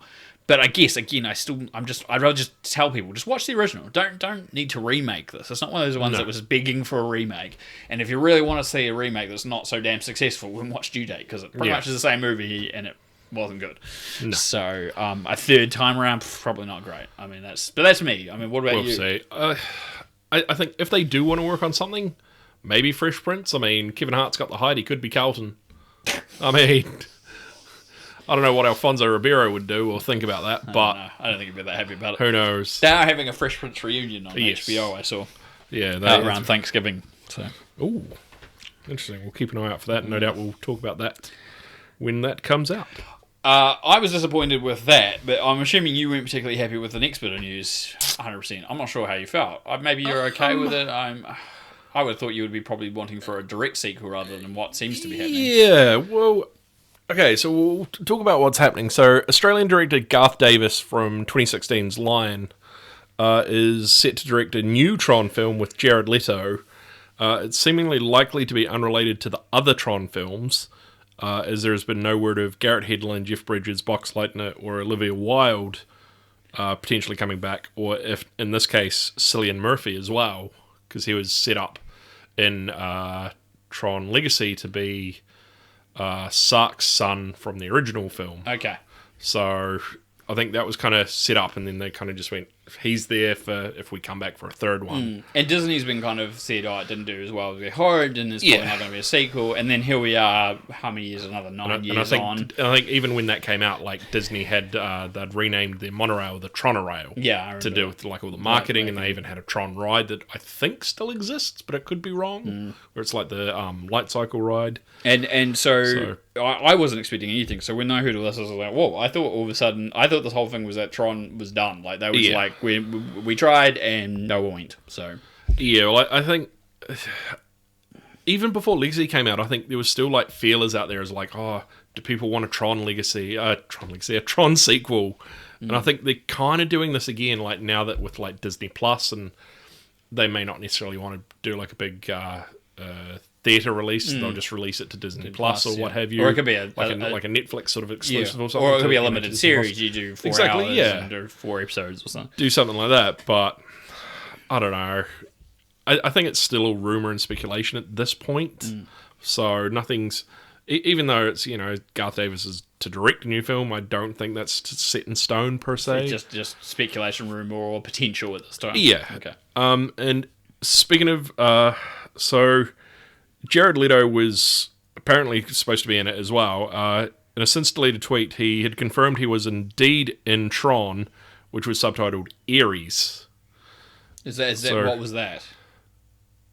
Is that what Tron Ares? That's what it was supposed to be called. Oh, it was that's Tron Ares. Okay. So instead of like Tron Legacy, Tron Ares. Okay, so that's what it was going to be. Yeah. And it was rumoured back in 2017 that he was to play the lead character in a third Tron title, and he was named Ares. So he was connected to an idea of a movie like 3 years ago, and then it hasn't really progressed, but now they're coming back to the idea, and maybe they're trying to bring him back on board, or he still is attached because he always was, or... Yeah, I think that's what the case is. I think they're probably still in the pre-production stages of it, but... Yeah. Nothing's, as I said, nothing's really set in stone yet. Well, I guess we'll just have to keep an eye/ear out for Tron news. I mean, you would be happy, excited to see some more Tron? Yeah. I really would be, because I mean, like... I know you're a big fan. I first saw the first Tron film when I was a kid, and I think at the time I didn't really, realize... No, not really the significance of it. I think just... the whole story and everything about it, I didn't really take in until I too, was like older. Too younger, yeah. But you like the style and and then the second one was really good as well, of how they still connected to the original but made it their own thing as well. And I played the Tron Evolution game on PS3, which tied into Legacy. It was like a prequel to that as well. So, I'm kind of invested in the whole, fair so to enough. speak. That's why I wasn't sure how you... And I've seen, was it Tron Uprising on Disney Plus too, which follows on. So I'm kind of invested in the whole world myself, like Star Wars. Yeah. So anything Tron, I'd be happy to see, but I mean, I think I'm not getting my hopes up at this point. I think you're right, though. I think a Disney Plus platform for it is a good way to extend the brand. So if you've already got that show and you've got this idea, then it could be a good way. Not having to put a huge amount of money into like a theatrical production, but especially when you look at something like The Mandalorian, when you've got these like ability to do video wall stuff and all that sort of stuff and make it look realistic, it probably cuts down on that CG budget quite a bit. For sure. So it probably continues to add to those elements, And I think something like that, like with the volume, would lend to Tron quite well. Yeah, I do. I mean, just all the visuals that they had to do in Legacy, like. And technology has been almost a decade, and technology is just like, it came out 2012, 2013? Yeah. So, the technology's moved forward in that amount of time to hopefully, again, add to those costs and making it much more cost-effective. So I can, again, see Disney Plus as a really good platform for it. For sure. Speaking of Disney. Yes. LeBron James, famous NBA basketball player. Mm-hmm. Everybody knows him. If you don't, tune into your local sports channel. Watch some sport. Do something. Watch the ball sport. Yeah, watch the giant orange ball. Yeah, the giant orange ball that they bounce up and down and then shoot in a hoop. Yeah, that thing. Yeah. if you can, while it's still on for the little bit of time that the season's got left. That's true. There's not much longer left. You'll have to watch reruns and highlights. Yes. I digress. LeBron James has debuted a new Toon Squad uniform for Space Jam: A New Legacy. It's sky blue with the Warner Brother rings on the left part of the chest circling around to the ribs. Yeah, so it's like Now, I say Warner Brother rings, but it doesn't have WB in it. Like it's just the rings. I thought that's the better way to describe it. As opposed to rings, people just think like real. It could be any. Just think of the That's All folks and the characters in the middle. Yeah, exactly. Yeah. I saw a huge number of GIF reactions, mostly using Michael Jordan. That was quite funny. I don't think I saw those, but I believe it. They were very good. Yeah, they were very good. I don't know how I feel about a sequel. I mean, it's been rumored for a couple of years. Oh, a long time. I said to you last episode. Was it the last episode or the episode before? I was just like, I don't see the point. It's just like, oh, we've got another superstar on the level of Jordan now, so let's put him in another, movie with the Warner Brothers characters in Space Jam 2. That would make sense. Yeah. Okay, whatever. But anyway, it's been done, so it'll be out at some point. Yeah. I don't think it's got a date yet, actually. No. But I know it's been shot, so. No, it's got a uniform. That's all we know. And some celebrity cameos, but we don't know who they are. Yeah. It's Bill Murray. No. It'd be great if he could be. It would be great if he came back. I don't know if he would. He's probably too old for that now. He was making fun about the fact that he was trying to be an NBA player in that first movie was a joke because he was too old already then. That was part of the joke. It'll only get funnier the older he gets. But he kind of takes himself off because he's too sore. Yeah, we'll see. Anyway. The Mandalorian, we were speaking of that before. Second season starts October 30, and I cannot wait. I am so excited. Yeah, I'm going to be binge watching the first season again. Yeah, he's going to have to tie him down because he's getting a little bit too excited. No, not right now. I will be at the start of October. I'll be like, 29 days, 29 days, 28 days, 28 days. I'll be like Rain Man every day. Counting down the days. Right. Okay, settle down, right? That's right. Like, it was a good show, don't get me wrong, but I'm not as excited. Hey, I welcome anything Star Wars that's good. Oh, gosh. Anyway. Speaking of things that may not be good, there's a rumoured Lucas cut of Rise of Skywalker rumoured for Disney+. I don't believe this is true. And B, why would you give George Lucas the ability to cut that movie? Wouldn't you just go to Abrams like, oh, you've got all the stuff on the cutting room floor, just recut your movie? Yeah. You would give it to him first before you'd even give it to George Lucas. And why would you give it to George Lucas? He had nothing to do with it. He didn't write it. He didn't direct it. Why would you? Oh yeah, hey George, you know that property you sold for $4.2 million? Billion, do you want to come back and just recut the latest film because it didn't do as well as we'd hoped? And we think maybe if you cut it, it might turn out better somehow. And then he adds a whole bunch of like new CG in because, it's George Lucas. Yeah. All of a sudden there's like new planets and the extra character that wasn't in there, and Jar Jar Binks comes back. Jar Jar will be there somehow. Yeah. I mean, if this does have some merit of truth to it, like, not that I want it to happen, but why just Rise of Skywalker? Why not go for Broken Duel 3, if that's the case? I mean, it'd just be weird if he just does one. Yeah.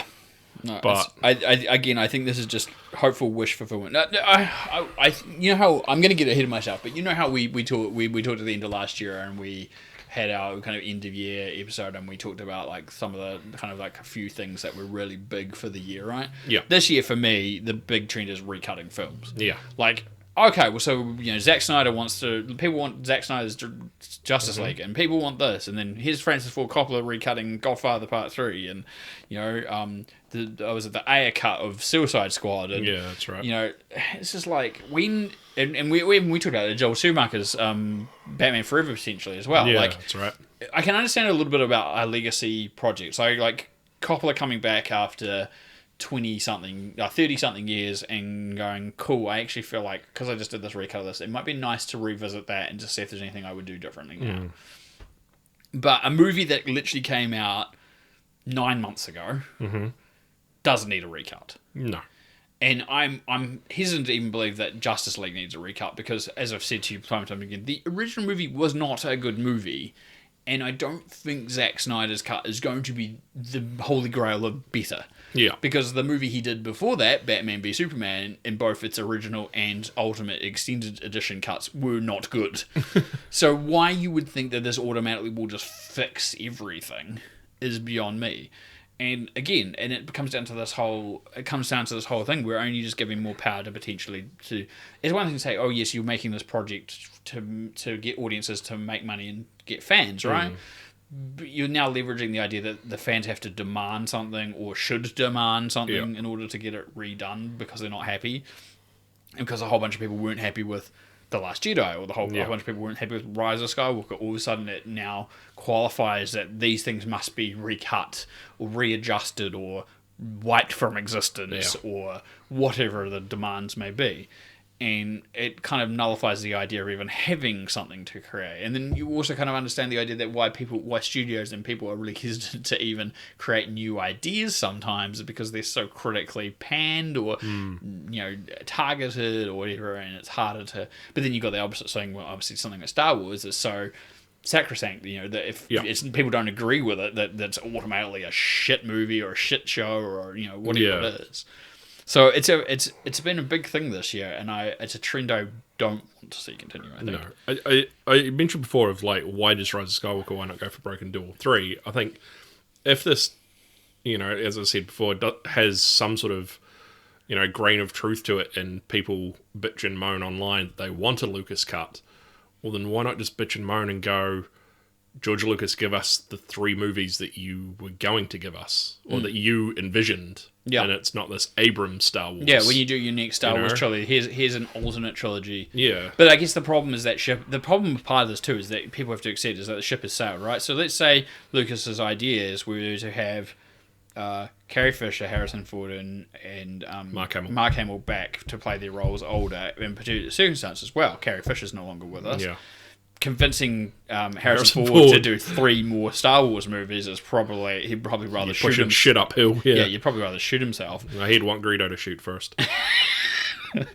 and Mark Hamill, like, I'm sure he'd do it, but he would probably do it, but he would just be like, I've kind of already done this. Yeah, but it's Mark Hamill, he'd do it. Yeah, but again, he wouldn't. He'd just do it because he's a nice guy. Like, he's not doing it just because he has to. He would just do it because he's like, why not? But that ship has sailed. If George Lucas wanted to do that, he should have done it when he originally planned, and he should have not sold it to Disney before he did it. But he should have done it at least 10 years ago.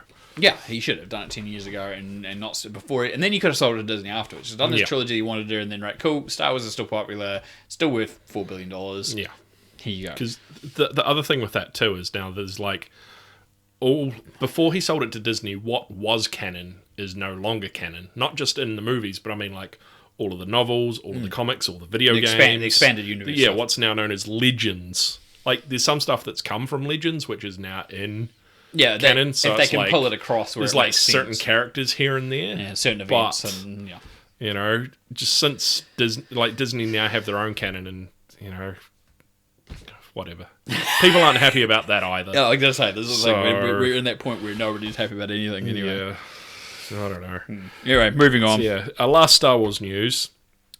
Do you remember the holiday special? Sadly, From 1978? sadly, I believe do. it was? Yes. I did not watch it in 1978, Ryan. I was not alive. No, I didn't mean for you to see it then. I have seen it. I've You're watched. never- I've watched a copy of it on the internet. Yes, and I have a copy of it on my hard drive as well. So Sad. yeah, I know. Sorry. I also have Caravan of Courage and Battle of Endor too.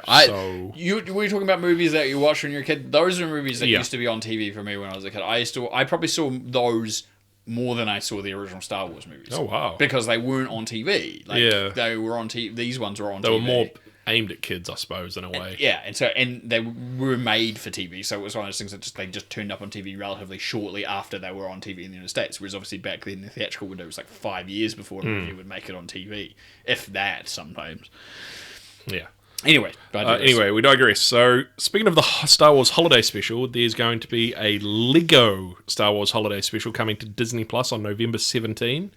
It features sequel cast, so from like the Abrams movies that we just mentioned before, celebrating Life Day, which was the same recurring theme in the original Star Wars Holiday Special with Chewbacca and his family.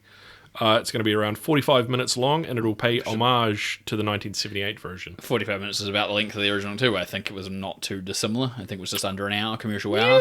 I think so. I can't remember. I wonder if they're going to have the musical number with the I don't.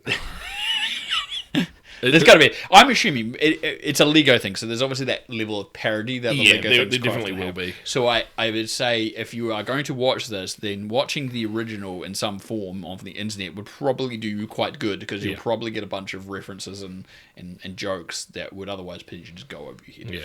Yeah. And speaking of this too, this it's how nerdy I am. I already have the Lego Star Wars Advent Calendar for this year.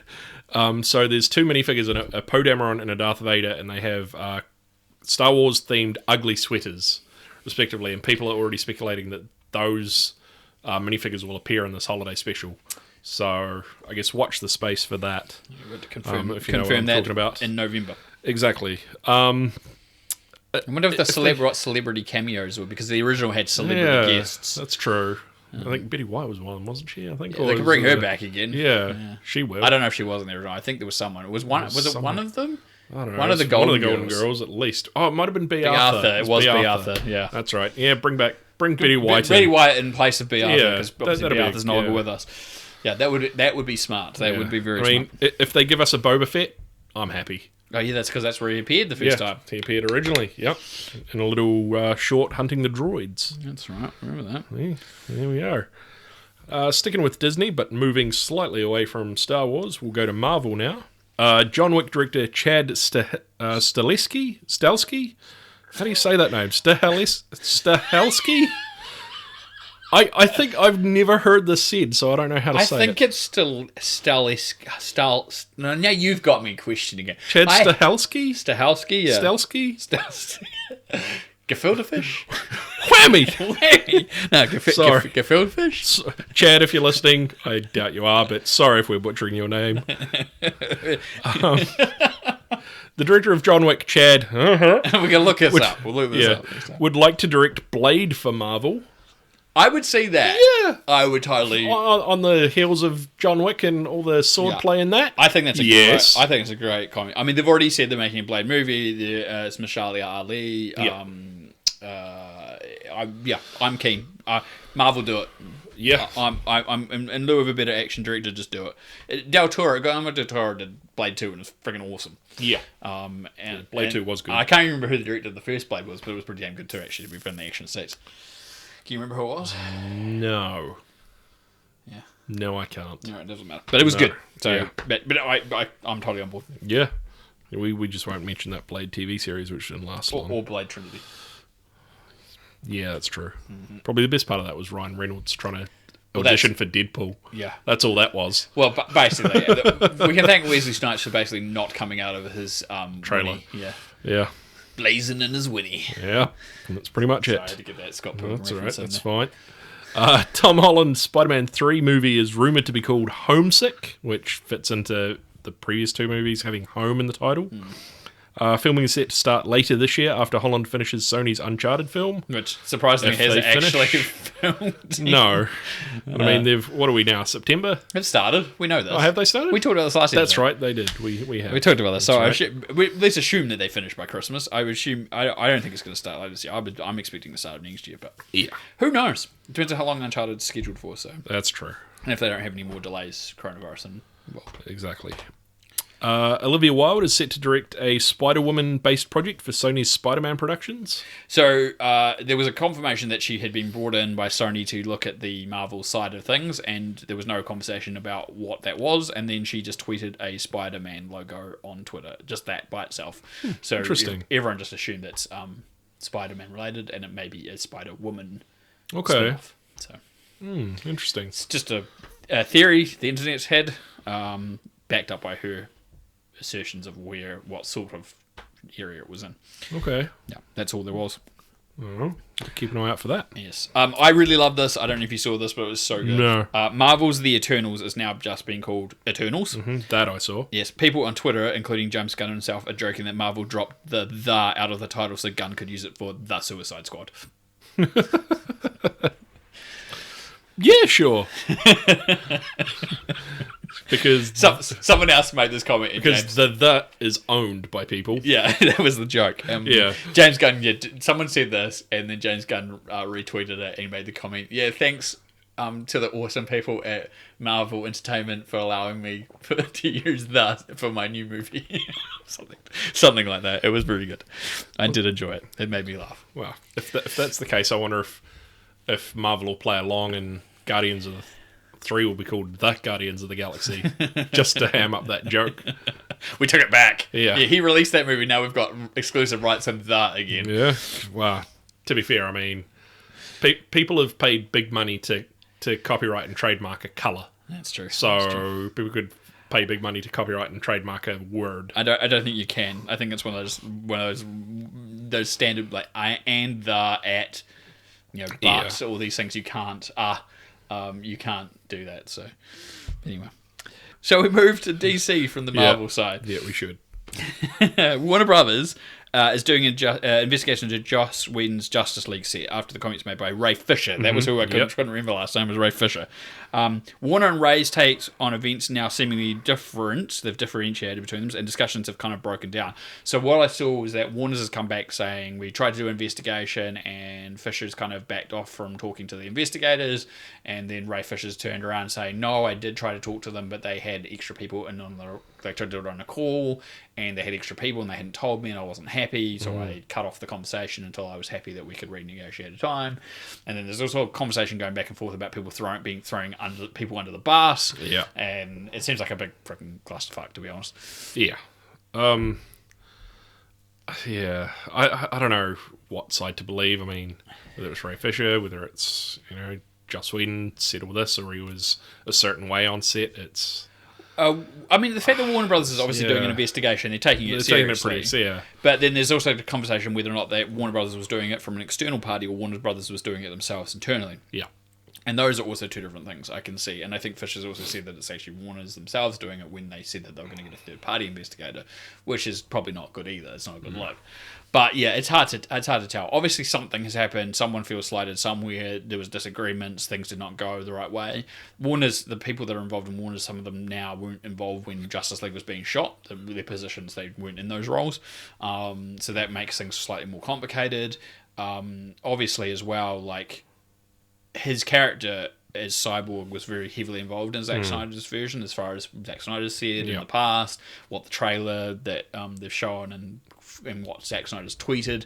And so obviously it was cut down quite significantly in Joss Whedon's version, so maybe there was a bit of like he found a bit of disconnect there from Joss Whedon, knowing that he wasn't being used the same way, and that when they went and reshot and added extra stuff, he wasn't heavily involved other than just being part of the group. Being there for the sake of filling out the roster. I guess it'll come out in the wash, or it won't. It's one of those things. It'll come out and something will be proven one way or the other, or it'll just go quiet and we'll never find out. Yeah.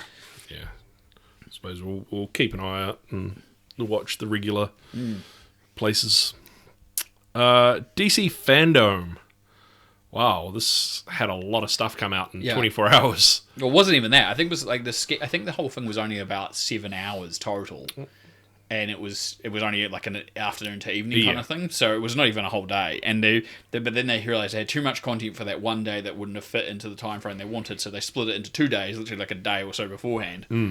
So day one happened in August. We'll talk about the trailers in detail a bit later on when we get to the trailer section, which will probably be the trailer section of this whole podcast, I'd imagine. Yes, that's right. Yeah, when we get to the trailers, when we get to the trailer segment of this episode, which we usually do near the end. Yeah. But the list was Wonder Woman trailer. Yep. 2 games announced: Gotham Knights and Suicide Squad. Yeah. Kill the Justice League. Yep, that's it. Yeah, Suicide Squad Kill Justice League. A cast/role announcement and behind the scenes for James Gunn's The Suicide Squad. Yep. An announcement for a possible Static Shock film. The Snyder Cut of Justice League, which we mentioned. Black Adam announcement and story details.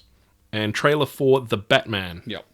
As I said, the second day of events will happen in mid-September, which will cover like other releases they couldn't cover, TV stuff, and comics themselves. Which is so weird that you've got this DC Fandome thing, and the comics is like the afterthought at the end of it all. Because that's where we are now. Yeah, and that's what made your money in the first place. Yeah. But that's why Comic-Cons are not really about comics anymore. No. I mean, I think there's a small... Well, I won't go into it now. That's for another day. So Justice League will, instead of it being like a long cut of a new film, instead it'll be a 4-hour-long episodes, like a miniseries. I don't know if that's a good or bad thing, to be honest. I guess it works for the length. Yeah, if it works for Zack Snyder and people are acceptant of it, then sure. I mean, as long as he can break it up in the sort of right places, because... You know, some stuff like that can be broken up in a complete weird place on a weird cliffhanger. And because you've got a 4-hour thing and you're trying to make each episode kind of within an hour, and then you have to pick a random arbitrary point to just cut it off. It's kind of weird. Or you end up with like an hour that's like 1 hour 15, the next one's like 48 minutes, the next one's like 52, and the last one's like 47. Yeah, and I mean, I know this from experience from work as well, like when we have to like prep stuff to play out on air. If it doesn't have like a natural break, we've got to force a break, so we've got to find one that kind of fits, and it's bloody difficult sometimes. I guess the thing about this, and it's the same with Netflix, but platforms like this kind of can get away with it a bit more. Yeah. Like, shows can be, so one episode can be 28 and the other one can be 32, and sure. You just put them on. It doesn't make any difference because they don't have any commercial breaks. They're just literally someone's going to watch it for about half an hour. It's pretty much played out as like you're watching a box set in a way. Yeah, exactly. So there was some other news that wasn't there. So Shazam's sequel has been titled Fury of the Gods. That also ties into Black Adam from what's been announced from that. Exactly. The gods are furious at Black Adam, so it might tie in together. I enjoyed the fact that the director and some other people were tweeting out other fake logo images. Like Shazam, the teenagers all have mustaches now, and like other ones, they were pretty funny. Yeah. And before they actually announced what the title was, and so then it was coming up with its own funny options. Yeah, it was pretty good. Speaking of Shazam, do you remember that 90s film with Sinbad in it called Shazam? No, I don't, because it didn't exist. No, I don't remember it either, because if you remember it, you're an idiot. Yeah. I'm sorry if that upset you. Jog on. Internet. They're going to, hey, call me an idiot because I remember Sinbad being in a movie called Shazam. But now he can be. Now you can remember it. Because Sinbad is actually cast in Shazam too. As you've pointed out, it'd be a crime not to have him cast in a particular sort of role, at least if not the whole thing, for part of something. Yeah. If he's... Yeah, I reckon he should just be like a cameo in it, and he plays like a genie that he's apparently supposed to be in this original movie. Yeah. But... We'll see. He might have a bigger role. Yeah, he could just be in it, for the sake of being in it, but if they cast him as a genie for like in a mall or something, or like a fortune teller, brilliant. What else there? Oh, Patrick Wilson returns as Ocean Master in Aquaman 2. It's such a ridiculous name, Ocean Master. Yeah. It reminds me of what we've always said before. The Tongan ninja is like a gunman and knife man. It really is. I hear. See, when I think of Ocean Master, I think of like someone who operates a lighthouse. He's the Ocean Master. Well, I mean, he kind of is. Like, people rely on that lighthouse. He's the master of the ocean. Like, I don't know. I digress. It is a silly name. Yeah. Whoever came up with that. I heard you're good with oceans. Yeah. I'm not just good, I'm great. No, I just heard you're good. Sorry, I just had to paraphrase that movie just That's all right. That's fine. Matt Reeves has released 2 of the Batman posters. One of just the title in red with a black bat through the letters, and the other of a coloured cowl/caped Batman atop a gargoyle, assumingly over Gotham City. My opinion is that the Batman image in red looks similar to Flashpoint Batman, where it is Thomas Wayne and he had a red circle behind the black bat logo on the chest, which Flashpoint is potentially happening in the Flash movie, which is coming out in the next few years as well, which we'll touch on. And the artwork for the poster is done by legendary DC artist Jim Lee. And obviously, when they put the trailer out, the logo appears at the end and it's animated in that similar style, kind of almost blends those two concepts together with a skyline set of letters, but then it creates the shape of the text and then the bat symbols in the background. Comes out, So yeah, it's quite an interesting design concept. They also noted that Batman exists in its own universe. It's not part of any of the other associated Batmen or Justice Leagues or anything like that. It's going to be its own thing. The Patterson is his own thing. The Battinson. The Patterson, yes. Ben Affleck, though, is returning to the DCEU in the Flash movie alongside Michael Keaton, so there's multiple Batmen. Yep. I mean, when Michael Keaton was announced to be coming back, I was like, holy shit, that's kind of big news. And now, for Ben Affleck to come back as well, it's like, yeah, okay. Well, that's still pretty big news considering he basically said he wasn't going to come back. No. And I mean, he is in the same universe as Ezra Miller's Flash anyway, so it kind of makes sense in that aspect as well. And that already, as we've established before in other episodes and talked about before, is obviously that connection between the Flash going between even the TV universe and the other stuff that was going on in the other Zack Snyder stuff. So absolutely. And speaking of the TV universe, Grant Gustin is also rumoured to appear in it. And Ezra Miller cameoed in the episode of Arrowverse. Yes, that's right. So, that'd be a nice way to repay that favour back. Yeah, makes sense. It'd be interesting to see where they go. They've obviously got a big plan. They've decided this connective universe that they were planning is not really working, but they can create something new and different.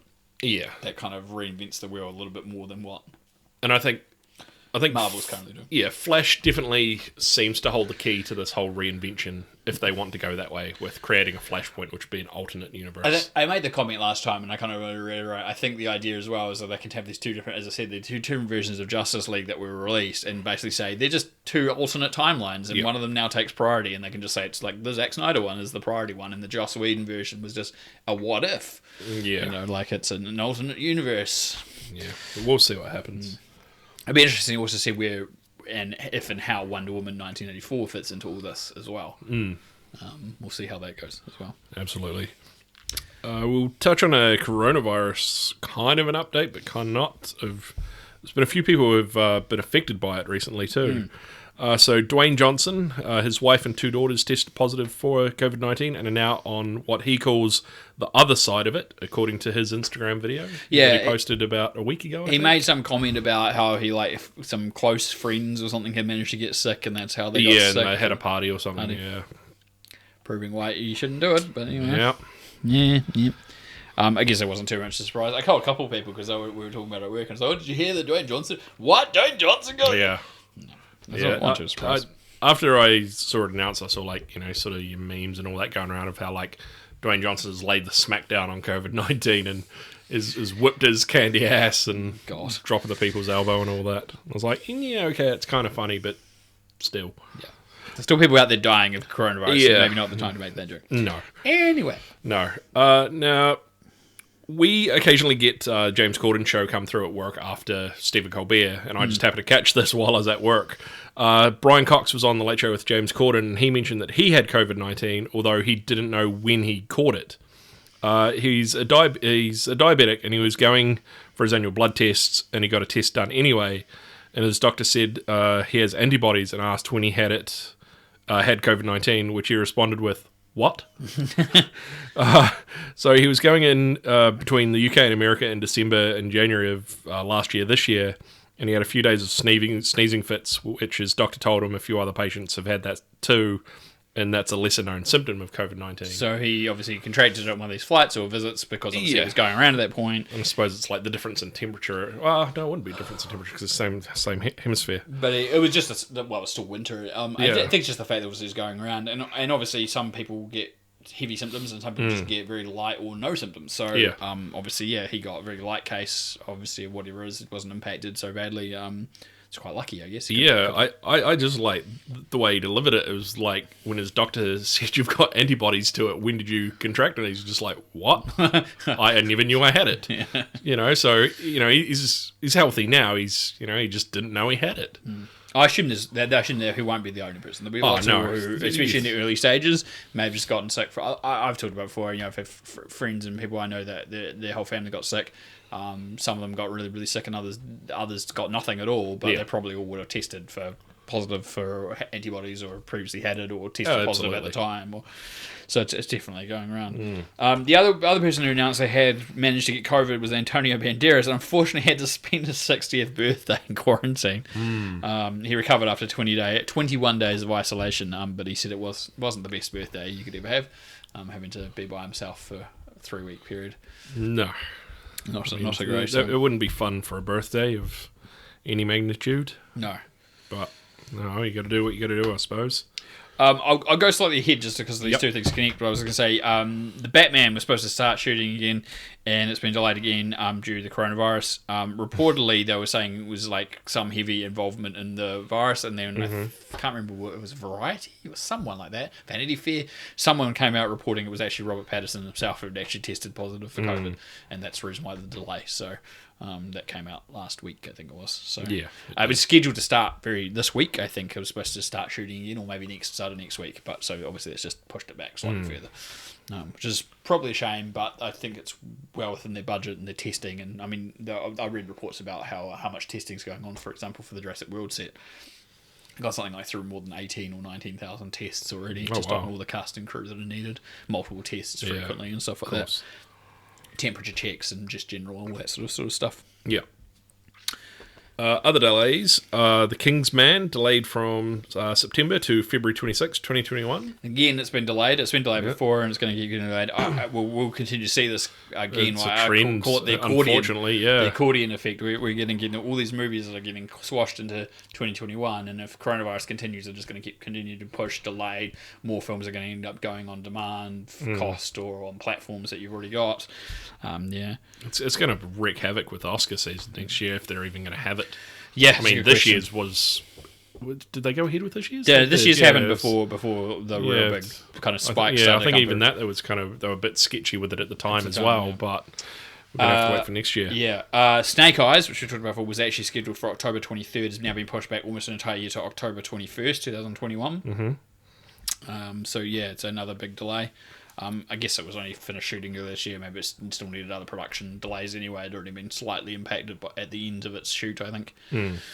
Tom Cruise also had to spend extra money personally to assist on the production, reportedly with coronavirus costs. Now, I heard the report was that he basically had hired like a boat, like a boat thing for cast and crew to live on, essentially, rather than having to have them commute and potentially be in public and all this stuff in order to reduce risks. There's been further controversy I read after that, which had to do with like staff that are working on there are like immigrants and they're being paid like basically no money, and there's like people complaining about it, but that's obviously not Tom Cruise's fault. It's the company that they've hired for this boat and all this sort of stuff. There was obviously other production costs and stuff to do with it, and he's obviously as a producer and being heavily involved with the production company, he's obviously well aware of these sorts of costs, and he's obviously putting his own money to get this production completed. I'll skip forward just a little bit to say there was also a motorcycle stunt that they were doing on the set that went wrong. It sounds like it was a pretty complex and very time-consuming setup kind of thing. And the motorcycle stunt rider was intentionally supposed to bail off the bike, but the way it happened, the bike, he was set up to land on like cardboard boxes for crash padding and stuff like that. The bike landed and skimmed across some of the cardboard, and the friction plus heat of the engine caused the cardboard to catch on fire, and it turned into a giant fireball. Apparently no one was hurt or injured or anything like that. But apparently you could see the fire from quite a distance, the smoke and everything. It was a big deal. Plus, obviously, the stunt wasn't completed as planned, so they have to do the whole thing all over again. Yeah, wow. I don't know if I wonder if that stuntman would be wanting to do that again, or they'll have to get another one. I don't know. I don't know if it went how horribly wrong it went for the stunt. It may have just been the way it kind of ended, but it was very unclear, the reporting I read. But I think it was more because it was about a lot of people saw the smoke and or fire from happening. So, yeah. The one encouraging thing that Tom Cruise also did, which did you see this as well? I think I just saw a photo of it. I didn't see the video. I watched the video. Down here. It was just him catching a ride to the BFI IMAX, which is it's the big Waterloo thing in the middle of the roundabout, and he pulls up and he's going to go. He points at the poster for Tenet. He's going to go in and see it, and so he went in and saw it with an audience. Had a face mask on. The audience was sparingly seated out, and was very excited about the movie and was very happy. And there's someone yelling out to him, "Did you enjoy the movie?" Because they obviously know it's Tom Cruise at this point, and he's like, "Yeah, I loved it." And that's basically the video. But it was all about him just trying to encourage people to there's movies out there, and if you can see them, go see them. But obviously, you've got to weigh up those risks. I mean, I've seen so much reporting. And we'll talk about this a little bit before we talk about Tenet as well. But I've seen so much reporting about just the risks of going to a movie theatre and so forth. So, before we talk about Tenet, I just like to talk about that a little bit if we can. Yeah, that's fine. We're going to go to the miscellaneous news, which we kind of didn't really find anywhere to fit in anywhere else. Yeah. Kanye West, the less we say about him, the better.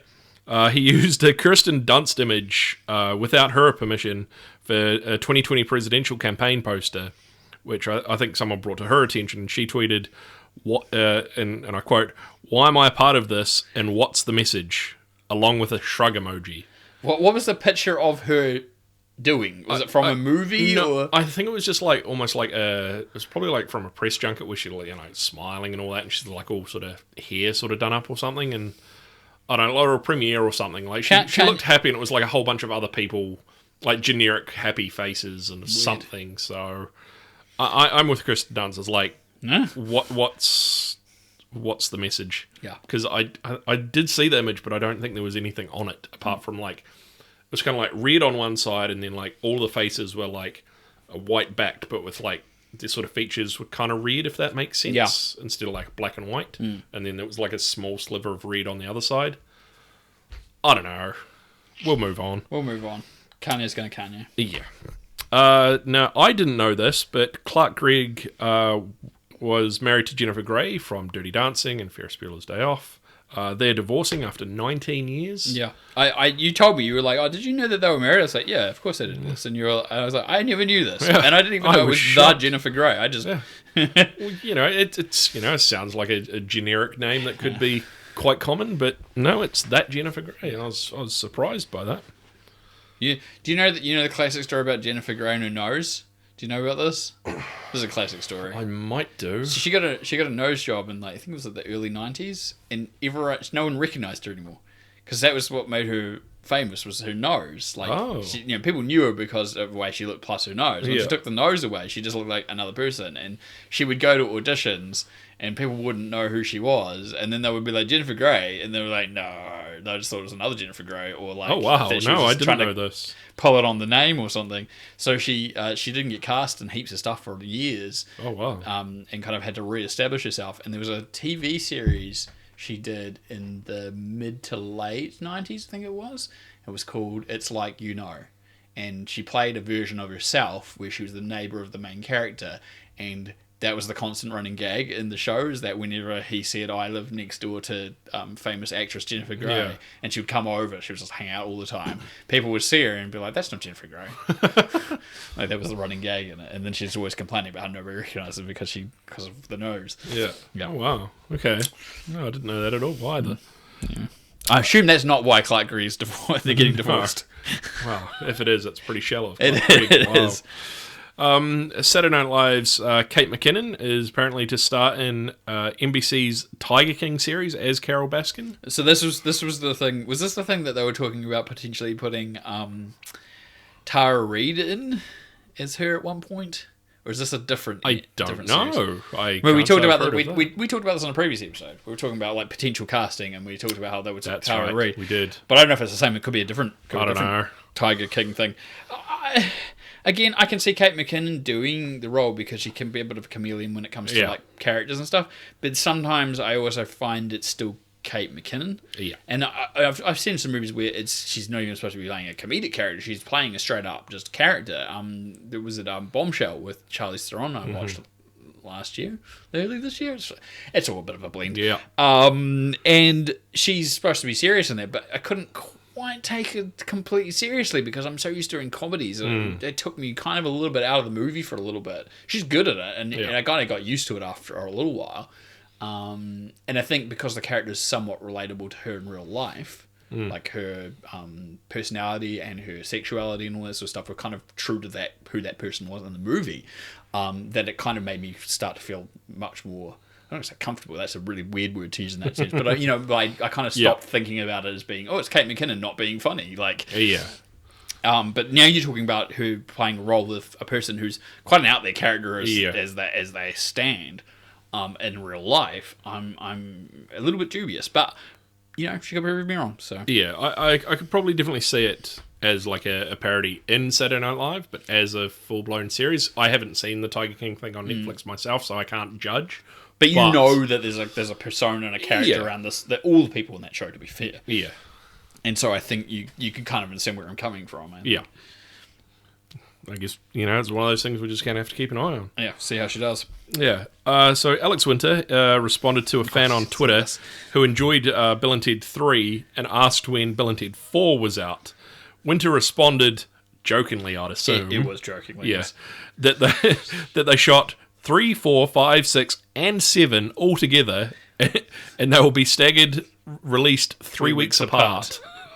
I saw that. It was a class response. Which, I mean, that's pretty good trolling, really. It is. We were talking about Twitter accounts to follow before to do with the Blockbuster, the last Blockbuster store. I also highly recommend Alex Winter's Twitter. He posts some really good stuff and some sensible and some really great stuff, but his comedy's pretty on point too. He plugs his own stuff when he's got something to plug, but his comedy is pretty on point. He's got some pretty good things. I think I talked to you about I think I showed you the screenshot of the tweet about the using Hallelujah in the trailer anymore. Yes, can we not have Hallelujah in movies anymore? Yep. That was a pretty good one. Yeah. Relevant for later again. No. Right.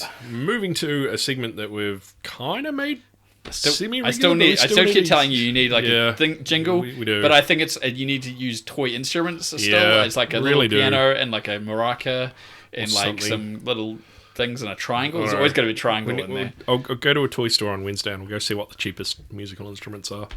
I'm not going to learn them as such. I'm just going to randomly play them. I'll get Dick to join in on his ukulele. Yeah, he probably can. Our flatmate Richard. He could probably actually do a bit of jingle than I could probably come up with. But you've got to add these little toy elements in there. I think it's needed. All right, we're digressing. So the Lego Creator series of models, there's a UCS Ghostbusters Ecto 1 is rumoured to release. Do you want to explain what UCS is?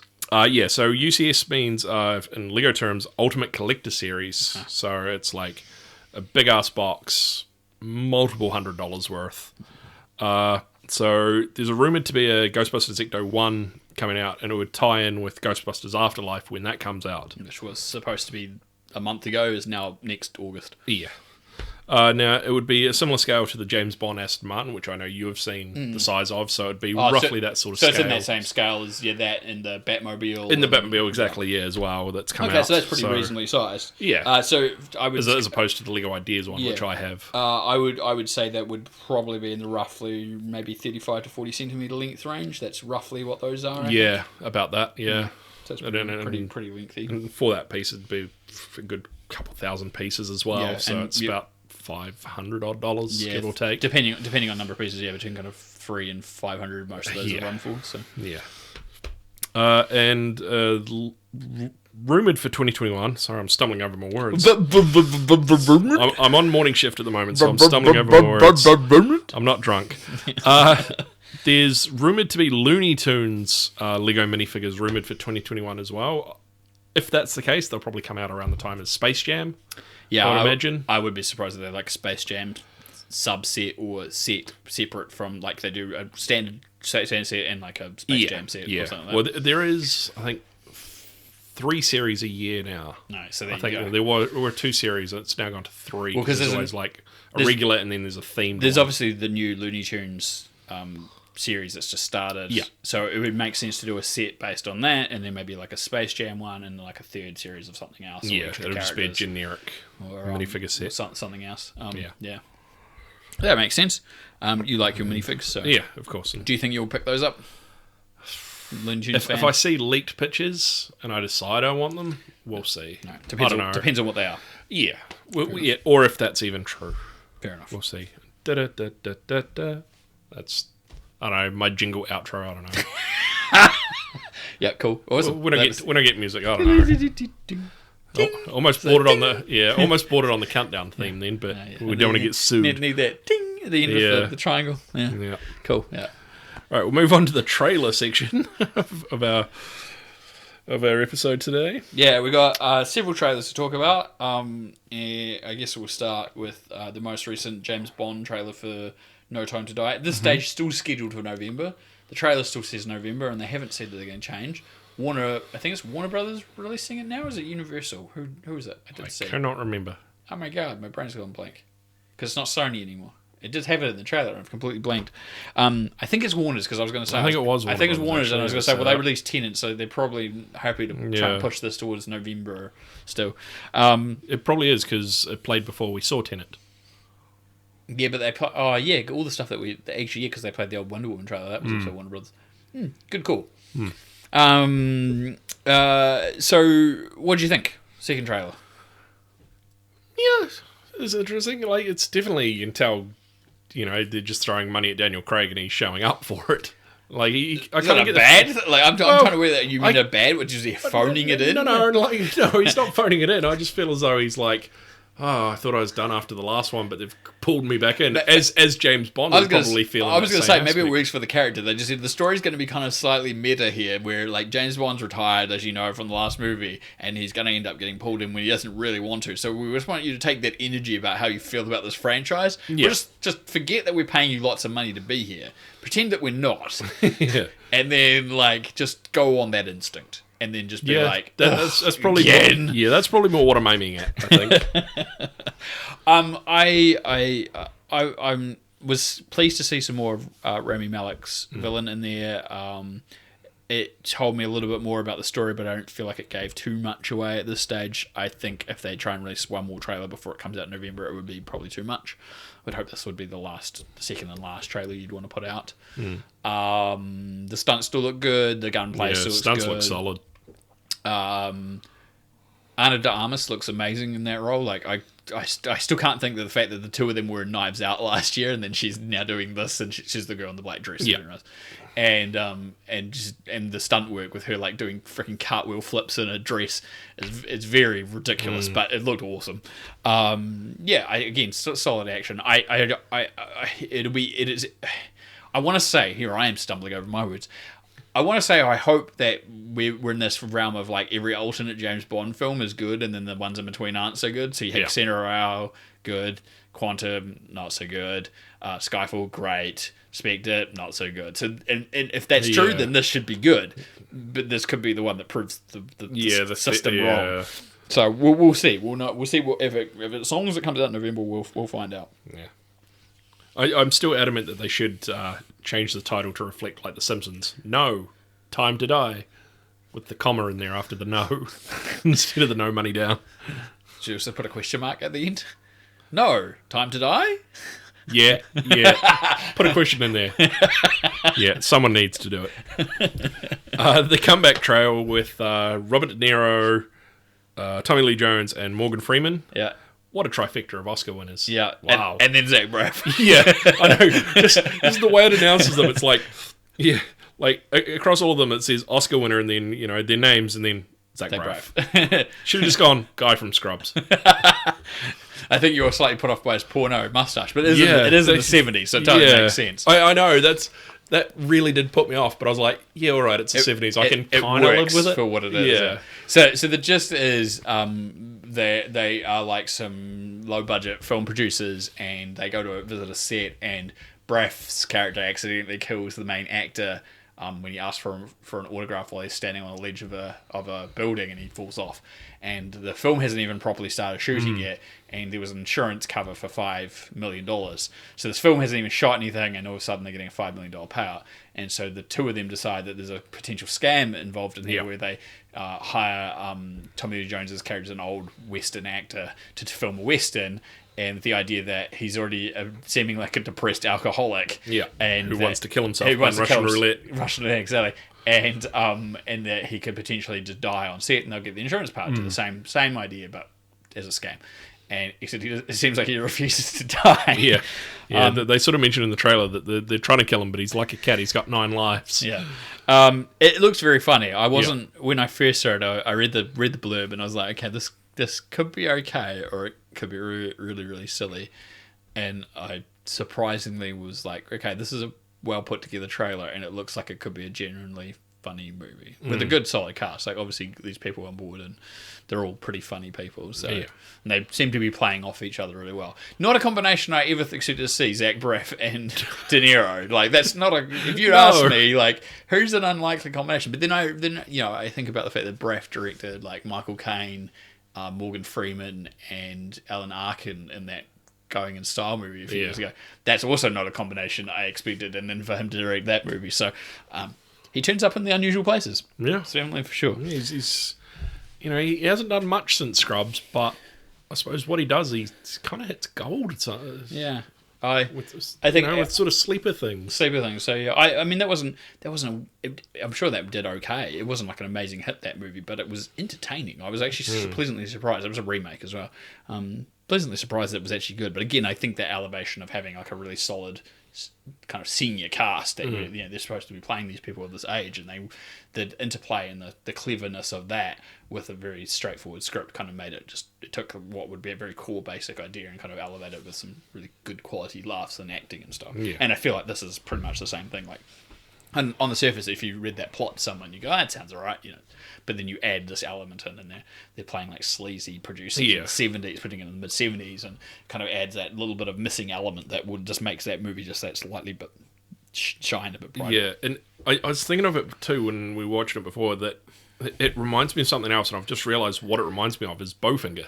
Oh, yeah, okay. And I was like, cool. Yeah, it's very much like Bowfinger. And so that's a very similar concept, and in that time period too, so very, very cool. And you should really watch that. I rewatch it, sorry. It's been a long time since I've seen it. No, I have seen it. I need to rewatch it. That's what I'm saying. It's been a long time, and it's a couple of people I know keep quoting it, and so you're referencing it, so I need to because I can't remember it that well. I just remember like some shady dealings and some weird trying to film contract plays. Trying to make a film without the person knowing. Yeah, I remember this. De Niro also appeared in what that I feel like it's slightly elevated the kind of sensibilities of humor. Like, I've seen some bad comedies with De Niro, like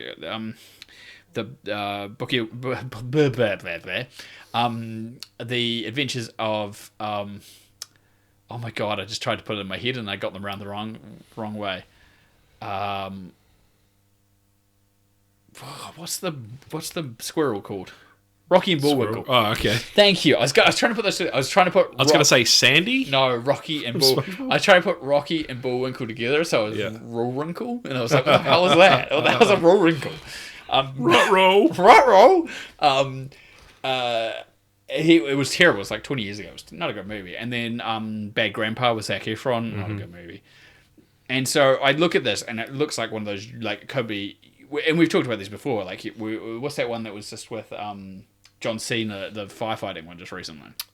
Playing with Fire? Playing with Fire, yeah. So it looks like that. It's just like, he's a crotchety old grandpa, and he's got to deal with a kid, and they've kind of brought in some contemporaries of that level. So in that John Cena one, there's some people around his age, comedy people, kind of comedy adjacent, and here they've brought in some like kind of well famous, people around again, kind of similar same to ages, same age, kind of similar to the last movie, to the Comeback Trail, and and it's them against some kids. Yeah. And this could be a recipe for disaster, but for some reason, the trailer, I don't know if it might be one of those terrible trailers that's showing us all the best jokes. Yeah. But the jokes that were in that trailer definitely landed. Yeah. Especially that last one. That was a solid Godfather reference. Yeah, that was good. Which has just got that nice little fitting ring. Obviously, it's just, if you're in the know, it makes it even funnier, and it's already funny on its own. And so it could be a really good movie, or it could be absolutely terrible, and we've just seen the funny bits. But it's definitely worth checking out. Yeah, the War with Grandpa. Yeah, I mentioned on the comeback trailer that it reminds me of Bowfinger a bit. I think in this, there's a couple of bits in it kind of reminded me of Dennis the Menace a little bit. Yeah. Except for in this case, we feel like the grandfather's the main character, because obviously it's like the reverse of Dennis the Menace. Yeah. But it's still a kid sort of picking on an old man. But instead of just the two of them, it's now like a group of older people and kids. Yeah. Yeah. This is an expansion. So basically, it just seems to be that he needs to be put into a home, and the family decide to dump him with one of the family members, which means he has to take over a room that was previously one of the kids in the house, and he now has to live in the attic. And the new attic converted into a bedroom, and he doesn't want to, wants his old room back. Yeah. So basically, they're into fighting between each other, and like a prank war kind of thing. Yeah, it definitely seems it's some sort of prank war. Yeah. And and it seems pretty good. I'd be worth seeing, I guess. Good. It'd be worth switch it on for a laugh and for sure.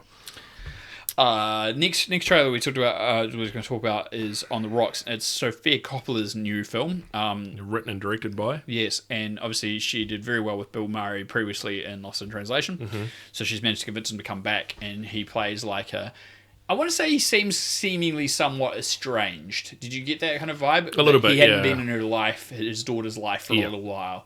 And now he's trying to supplant these ideas in her head that because her husband's off for travel for work all the time, that maybe he's cheating on her, and there's other clues in her relationship with him and how they're quite distant and he's busy. And so she's somewhat seemingly buying into it, and then kind of not. And there's a little bit into play. It seems quite dramatic, but a comedy. Very Coppola, really. Actually, when I think about it, Sofia Coppola's kind of movies have that good balance usually. Solid cast too. Rashida Jones. It could be good. It looks entertaining enough, and I always give her movies a good opportunity. I didn't like The Bling Ring that much. That was the one. Do you remember this was about the people breaking into the socialites' houses? Yeah. And it was okay, and it was well cast. I definitely liked Emma Watson in that role, but it just didn't. The movie just didn't resonate enough with me. It just felt a little bit flat. The idea was really cool, and it was based on an actual event. So I think that's probably what the cause of that was. That it was too. It was mentioned too much in the mainstream news that going to go see a movie about it was kind of lost its effect a bit. Yeah, I mean, it's not like I haven't seen other movies I've talked about, like Hustlers and stuff like that, but there wasn't enough coverage about that in the news widestream. But this got a lot more generalized coverage just because of the attack. It was people breaking into celebrities' homes, so it kind of got a lot of coverage in that respect. So yeah, it could be really good, but we'll see. How did you feel about it? Yeah, I definitely think it almost seems like it would be something that Bill Murray would do in his personal life, like if he had a daughter, of just that turn age. up, interfere with their random... it kind of. I don't know. I kind of felt as though Bill Murray wasn't really doing much acting. He was just being Bill Murray. Sometimes just me. Sometimes you get the gold from Bill Murray from him just turning up and doing himself. That sounds really weird, but just being himself, just doing him, turn on a set, and you know what you're gonna get. I'm getting the look. That you just let him. That you give him an idea, and you just let him run with it. Yeah, he'll go. Yeah, and you'll get gold, or you don't. Like that's literally it. And I've heard that from people who've directed him that they weren't even sure he was going to turn up on set, and when he does, he's just like. Bang, bang, bang. Yeah. He's just exactly what they were wanting. And they just told him, he's read the script and knows what he's doing. And then he just goes with it. He ad-libs and he kind of just rolls with it and does different alternate takes just on his own accord and reacts accordingly and kind of pulls up with the actor or actress he's working alongside. And some of them hate it and some of them love it because that's just what you get. But, the directors seem to get gold from him from that way. So, And I don't want to necessarily say that Bill Murray's sort of past his prime, but he's sort of past that stage where people know him more from his 80s movies, like your Ghostbusters, your Groundhog Day, and Oh, you mean that they don't know him like, as much now? Yeah, they don't know him as much Well, now I mean, for like all of these movies. Like they're kind of sleeper movies. You go, oh, Bill Murray's in this, that's and you'd kind of expect a really good comedic element from him. Well, I don't know, because I think that's the fair thing. He's been doing these more kind of sometimes serious drama films and stuff for almost as long as he's been doing the comedy ones now. Yeah, So we're talking, we're talking cool. late 70s post Saturday Night Live through till late 90s. That's 20 years. And Yeah, he's been right, doing the kind of Lost in Translation thing since about that was 2004. Yeah, Was it 2004? four I think or 2003, five, 2003, something like that. So that's almost 20 years. So we're getting to that point where his career is kind of half and half. And that's not to say some of his movies, even in the 90s, that had comedy in them, weren't starting to go towards dramatic. And even I think he's still only directed one movie, which is Quick Change. And even that is kind of a drama with some comedy elements. You know, it's about bungling robbers, you know, and it's... I think it's just always one of his nature just to be kind of able to do it, to kind of meld between those two, to bring the humour out in the drama and to bring the drama out in the humour. Yeah. I think that's just one of those things, and I don't think that changes no matter what the project is. Yeah, right. I'll give you that. That's actually a fair call. The Death on the Nile trailer, which is follows up from Murder on the Orient Express. Yeah, I went and saw it. And you haven't seen the new version. I don't know if you've ever seen any version of it, to be honest. But in this case, it's the Kenneth Branagh version. He directed this new Death on the Nile as well. And I like the idea that, again, you've got you've got, much like the earlier versions too, you've got a cast of game actors. Like, there are numerous actors in these movies. And it works really well, and there's this idea. But I just never really gelled with his take on Porro. It's just not, there's something not, just isn't missing or not right. It's not bad, but it wasn't good either. And I just, it felt a little bit forced, a little bit overblown. I still enjoyed the movie, but it didn't quite gel. And I don't feel any different vibes about this trailer. I could feel like it'll be fine. It'll be entertaining to watch. Yeah. You'd get your money's worth, but you wouldn't go, oh, that was a really memorable film or a memorable version of that story. And I don't feel like this will be that much different. But, you know, who knows? Getting game celebrity filled cast. Yeah. They're definitely in vogue. You know, this Knives Out, another example of like a mystery with very star-studded cast. Yeah. In the last couple of years, you know, both of these movies. So there's definitely an audience for it. I think they're I like murder mystery genres. I think the other problem here is that he's picked the ones that are probably the more well-known, partly because those are going to get people into the theatres. Yeah. But they're the ones where you probably inadvertently may or may not know the outcomes because you may have heard it before. Like, you know, they're those classic, if you know the answer. So you have to portray them in interesting ways or do something slightly interesting or different with them or unique. On a visual storytelling basis, they're amazing. They're gorgeous. They're really well shot. And the trailer for the second one is no different. It looks amazing. Period set, and, you know, you've got this gorgeous vistas and just nice, amazing locations that these things take place in. And on that ground, I'm sure it'll be entertaining too. But yeah, I personally, I couldn't. I'd question whether I'd go and see the second one at the movies. I did see the first one at the cinemas, but I don't, especially in the current situation, I don't know if I would. I'd probably just wait for it to come out. Fair enough. Streaming or, you know, rent it or whatever, somehow. It's very cool. Finishing out the trailers, we've got DC trailers, so we'll start off with The Batman. Really interesting. I like the tone. I had no idea that I was looking at Colin Farrell. No. Until everyone was like, that's Colin Farrell. And I was like, are you fucking kidding me? I'm completely fine with Patterson's Batman voice. It's actually pretty good. Yeah. I was pretty shocked by the kind of stark brutality of him just punching the crap out of that dude. Like, not even just like taking him out. Clown makeup, yeah. Yeah. It's not the Joker. Not the Joker. Any cronies. It's just some clown. Guys with clown face paint. There's obviously allusions to various. So there's Catwoman in there. There's Riddler. There's Penguin. Yeah. There's probably going to be others, I suspect. Yeah. So.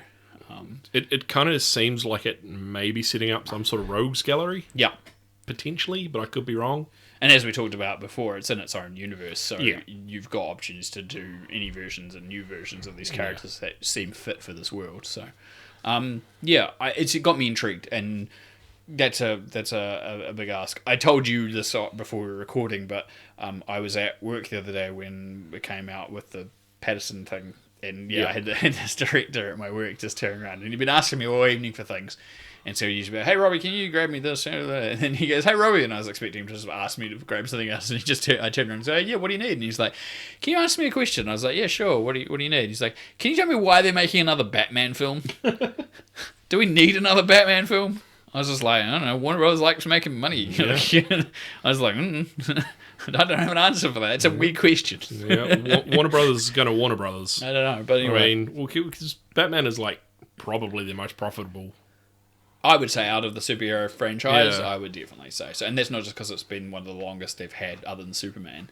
But I think overall it's just made the most amount of money and it's had a bigger cultural impact in the last 30 years. Yeah, especially with like the animated series as well, including all that. Yeah, pretty much everything since Burton's Batman since '89. So yeah, for sure. You know, it's had a relatively big footprint, and even when it was at its worst, you know, you like your Joel Schumacher sequel, you know, it still made money. And when it died for only about 6 years, and there were still animated TV series going on. Absolutely. So yeah. It's not like something that's ever really gone away for the last 30 years. Yeah, I think there'll never not be a Batman of some sort for Warner Brothers. Like, it's just one of those money grabbing things. What was your take on the trailer? What was you thinking? Yeah, I mean, I'm in the same boat with you as with Colin Farrell. I mean, I think when it was first announced that Colin Farrell was going to be in it, we're just like, oh, okay, that's interesting. And I think it was rumoured that he was going to be the Penguin. We're like, oh, all right, that's even weirder. But to see him in this and like what looks to be full prosthetic, it's like, oh, that's Colin Farrell. It's a nice take. I mean, the thing is as well, like in some of the source material, he has a British accent. So having that in there too is kind of like, or at least some semblance of it is cool too. I'm quite easily reminded of Nolan North's take in the Arkham series. Yeah, it was very Cockney. Yeah, that was really good. And it was really suited the character. And so I can imagine just having a version you can't recognize who the actor is very easily, and having that voice, it could work really well. You pointed out about the riddle that's in there that people have solved. I think it's, what's the question again? It's like something about what does Elias do when he's dead? Yeah, and then the answer is he still lies, because he lies still dead, which I thought was quite a clever thing. So the people already solved that one out of the trailer, which is pretty quick to. Yeah, I think it was within a couple of days or day. It's not even as an actual answer. I think it's got like it's like some sort of glyphs or some glyphs. sort of symbols that need solved, and you need some sort of key to work it out. And somehow someone's worked that out somehow, or either that, or they knew what the riddle was and was able to backwardsly work it. So is it that number of letters? And or they just searched for the main part of it anyway on Google or what have you. But it was quite quick anyway. But yeah, I mean, are you looking forward to it? You think you'll probably check it out? Yeah, I'll probably go see it anyway. Do you have any issues with Robert Pattinson being cast as Bruce Wayne Batman? Well, not that we know it's Bruce Wayne. Again, we talked about this last episode. I assume it is. Yeah, I think initially I did, but after seeing the trailer, sort of seeing it now, I'm kind of like, yeah, all right, I'll give it a go. I'll give it a try. I mean, you don't know how bad it is until you see it, I guess. Exactly. So they had another trailer for Wonder Woman 84, and it's the final trailer because at the stage it's still due out next month, but that could always change. I really didn't like it. I really didn't like that trailer. We were talking about this because the old trailer played before the last trailer that was supposed to be the last trailer before it came out originally, played before Tenet, and it was a good trailer. Like even just rewatching it, I was like, man, this is a really good. I mean, the music helped, the way it's cut, the feel was very 80s, which is what they're wanting to invoke. Like it just had the right tone. There's enough action, enough serious, enough comedy, a balance of everything, and it just really worked with that soundtrack. And then you see this trailer, and you're just like, kind of grinds a little bit over. There's a bit of reuse of the stuff, but without any impact. They show too much of Cheetah, which I really think they shouldn't have shown. Yeah, that was a bit too much for me. I said to someone, like, the thing that they should have done, if you're going to show her off, is don't show up any full body shots. Show a close of the eyes, where you can clearly see there's a little bit of print around her eyes, enough to give you the clue. Yeah. And leave it at that. Just leave it as a mystery, because nobody wants to see it. The CG did not look good either, which was... I mean, I'm okay maybe with... unfinished, but, you know. Yeah, I'm okay with showing Cheetah in her prototype costume, because I think she was still sort of finding her feet at that time, but I think you're right in saying that they shouldn't have shown the full costume, which looks to be in the final battle. Yeah. So, And again, I felt like it was one of those trailers that probably showed way too much too, Yeah. because of that same reason. Yeah, it's just a really disappointing trailer. And if the last one kind of got me somewhat enthused to go, yeah, I definitely am still wanting to see this new trailer did maybe go, I could probably hold off seeing this now. Yeah. Like I'm not gelling. kind of wait with till this. sort of early reviews to make up your mind. And I'm gonna end up sitting there waiting.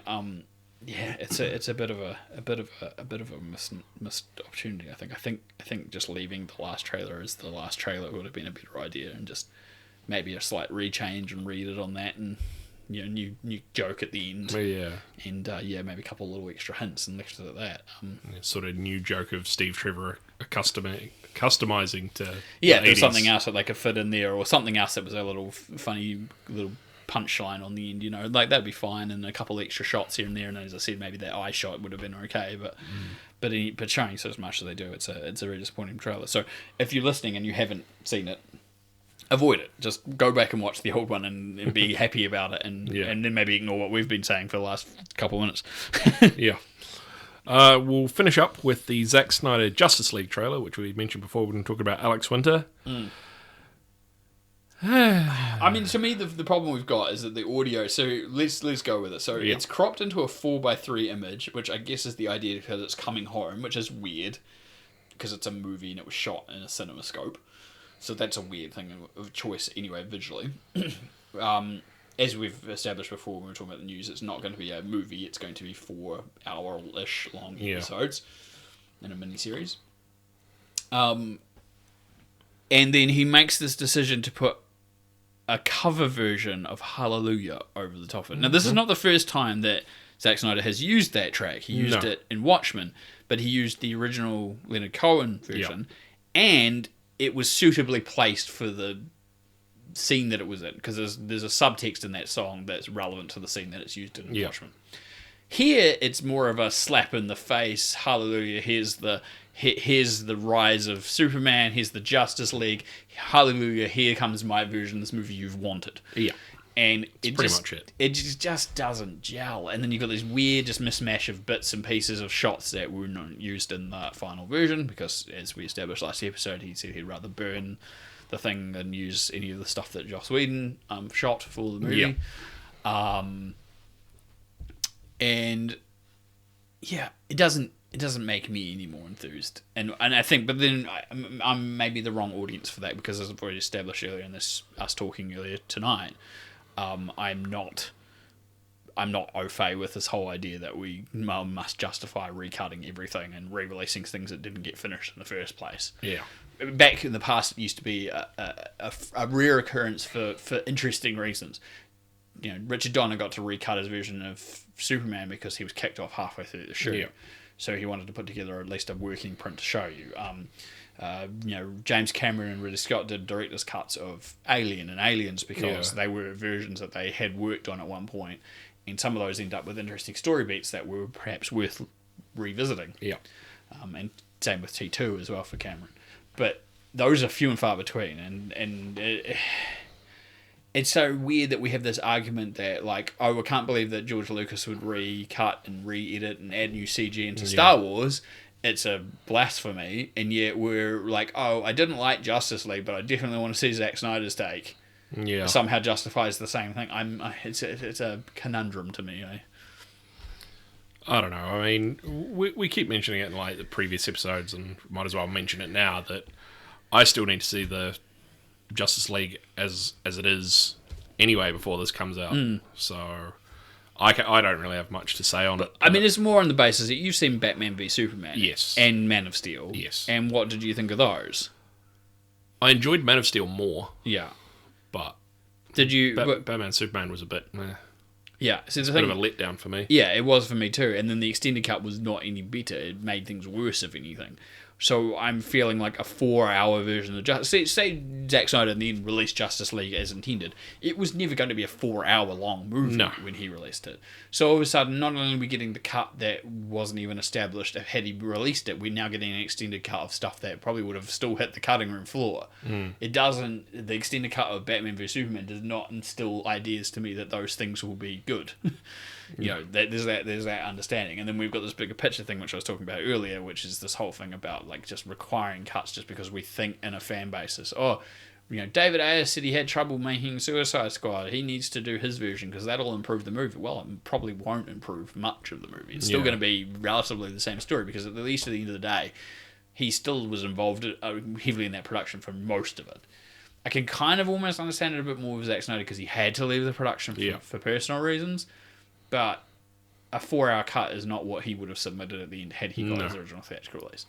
So at what point do we balance these things out? And then when do we start redemanding things? It's like, I didn't like the way that TV series ended. Let's go back and reshoot it. I didn't like the last season of Game of Thrones. I didn't like the way The Walking Dead treated these characters. I didn't like this, and this. So it's got to end somewhere. You can't be demanding just because you didn't like it all the time that the creators need to change it because you say so. Sometimes things don't end the way you expect them to, or go the way you want. And you've just got to accept that as well. It's like, just because you don't feel happy about it doesn't mean that, someone else could have really enjoyed how something ended. Like, you're allowed to have your own opinion, but just don't, try force it upon other people. I mean, this is the thing about the internet. A lot of this is internet driven. It gives that traction. So if there's a lot of people, in Zack Snyder's case there is, because obviously people jumped on board the hashtag, people paid for billboards and other promotional things to do it, because they believed in it. And I kind of don't say that's a bad thing, but it doesn't... It's not going to save the world, ironically. Yeah. By releasing a different version of a movie from 3 or 4 years earlier. Like, it's not doing anything great for us as the human race. If I feel like, if it had its chance, it had its chance, and things didn't go that way, then if it didn't come out, well, then it's not a crime. Like, cool, alright, if people were happy that it's coming out, cool, and Zack Snyder's happy because he gets to put out the version he wanted to do, or a version of it anyway. But, whatever. Rant over. Rant away. It's alright. We'll move on to our reviews. Superman Man of Tomorrow animated movie. I watched this for work. Yeah, we'll call it that. We'll watch this for work. You quote what? I kind of wanted to watch it anyway, so... You wanted to watch it, and you got to do it while you're at work because it was a work-related thing. So you did it for work, yeah. You prepped it for work. Yeah, I prepped it for work. It's an alright movie. Like, DC seemed to just hit it out of the ballpark with their animated films. Yes, we talked about this before. I don't know why live-action films don't go, hang on, what are they doing that we're not? And, do we really... Can I just caveat that with... Do we really want to see a live-action version of The Killing Joke? No, we don't. Well, no, I didn't necessarily mean that, but... just DC animated movies are really good, in my opinion, and this was noted. I think I mentioned in a previous episode that it's got Darren Criss from Glee, Zachary Quinto in it as well. They play Clark Kent and Lex Luthor respectively, and it's got Neil Flynn from Scrubs, the janitor, as the Jonathan Kent. Good casting. Yeah. No, it's the dawn of a new age of heroes, and Metropolis has just been its first, but Daily Planet intern Clark Kent, working alongside reporter Lois Lane. He secretly wields his alien powers of flight, super strength, and all that. And then there's an evil, even greater trouble on the horizon. So Lobo comes to Earth, and they have a fight, but then there's the dark sort of secret that's following Lobo, and Lobo's trying to recruit Superman into it. The enemy they're trying to get is they're trying to beat off Parasite, who infects a guy at a hospital, who then, I think, he puts his hand out to someone, and like a giant arm comes out and then infects that person, and it becomes like a big, over time, big sort of conglomerate, sort of a people, not really a blob per se, but becomes like a giant sort of person. Person made out of people. Yeah. Okay. If that makes sense. Yeah, it does make sense. And then, of course, Lobo and Superman, eventually they team up and they destroy Parasite from within because they find a weakness. But yeah, I really enjoyed it. Like, as I said at the start, like, DC animated films just seem to hit it out the park, and this was no different. Yeah, so it's good animation, good cast, just a good plotting, good length. Like it's kind of just it's like 70, 80 minutes. 70, 80, maybe 90 minutes, bordering on that sort of short animated film. I mean, but you're right. They are generally pretty strong. Interesting cast, interesting ideas. Take something from the comics and put it into an expanded form. Sorry. The expanded form is kind of an interesting way to take it, and it's. They're always very interesting. So, I'm glad you enjoyed it. I'm glad you got to see it. Hopefully we'll get to see maybe a couple others. There was a couple others that have been pretty recent. I definitely need to keep an eye out for what's being released. The Russian one we talked about one at the time. Red Sun, I think. Red Sun, and probably a few others. Yeah. Who knows, maybe some of the older ones will come up. Yeah. I need to go shopping for more DC animated films. I do keep an eye out for them. Sometimes they end up being special. I think I got you the Batman Harley Quinn one. I saw that cheap, so I keep an eye out because I know you're a big fan of those. So if I do see them, I'll pick them up. So both of us braved the cinema last Wednesday to go see Tenet at IMAX, which was worth seeing on IMAX. So definitely let's start with that caveat. Now, as I was alluded to a little bit earlier, and I thought I'll wait till now to talk a little bit more about it. Obviously, there's the potential risk with coronavirus, and especially overseas, more so than here. But we've had an increase in cases in New Zealand, especially here in Auckland. And there are restrictions on the idea that you can't have more than 10 people in a place here in New Zealand currently. But obviously we went into a cinema with like 100 people. Yeah. Granted, all socially distanced from each other apart from, your own groups. So there was a group of, for us, there was a group of 4 of us, and we all went. And we were all fine. But obviously in some places around the world, this idea of trying to rush out to the cinemas is perhaps a bit, quite early at this stage. And I wouldn't, like if you're in the States, maybe even the UK, I don't know if I would recommend, in certain other countries, I wouldn't recommend going and racing out to the cinemas to see stuff. There's a two-pronged thing to this. One, obviously, you increase your risk of getting sick. Yeah. But secondly, a lot of these movies, if they are going to come out, they're going to be there for a while. You're not actually going to miss out. And I suspect in some cases, the studios, especially as this year continues on, if things get better in some of those places and they haven't rescheduled everything as is happening through till next year, there'll still be like, we're talking 4 or 5 months of gap here. So all of a sudden a movie is either going to be on for that whole length, or they're going to put it back into cinemas a second time, and something like Tenet, which totally is awesome to see on the big screen, don't get me wrong. Especially IMAX, which you touched on. And especially IMAX. It's one of those things that you'll probably get a chance later to see it, or it'll get a rescreening, or I think we were kind of lucky in that sense. We could go. But if we had been at a higher level, I think we, both of us would have been like, that's not worth the risk. No, we sure. We can wait. And it's just opportunity because it had reopened and we knew it was limited. And both of us wearing masks and the social distancing and stuff. So it was good to see that sort of take. I saw a comment. I made a comment. I don't know if you saw it earlier today on Facebook about the fact that an upcoming screening that I was going to go to is potentially going to be suspended again.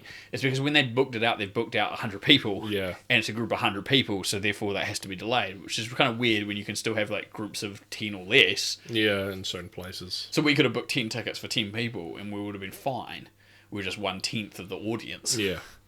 But it's still okay. It's weird. But I'm guessing this must be... What does this mean for like churches and not sure sports events and stuff? If they wanted to try and bring people onto, if you have a group of 3, they're okay as long as they're distant from the other group of 10 and the other group of 7 and the other group of...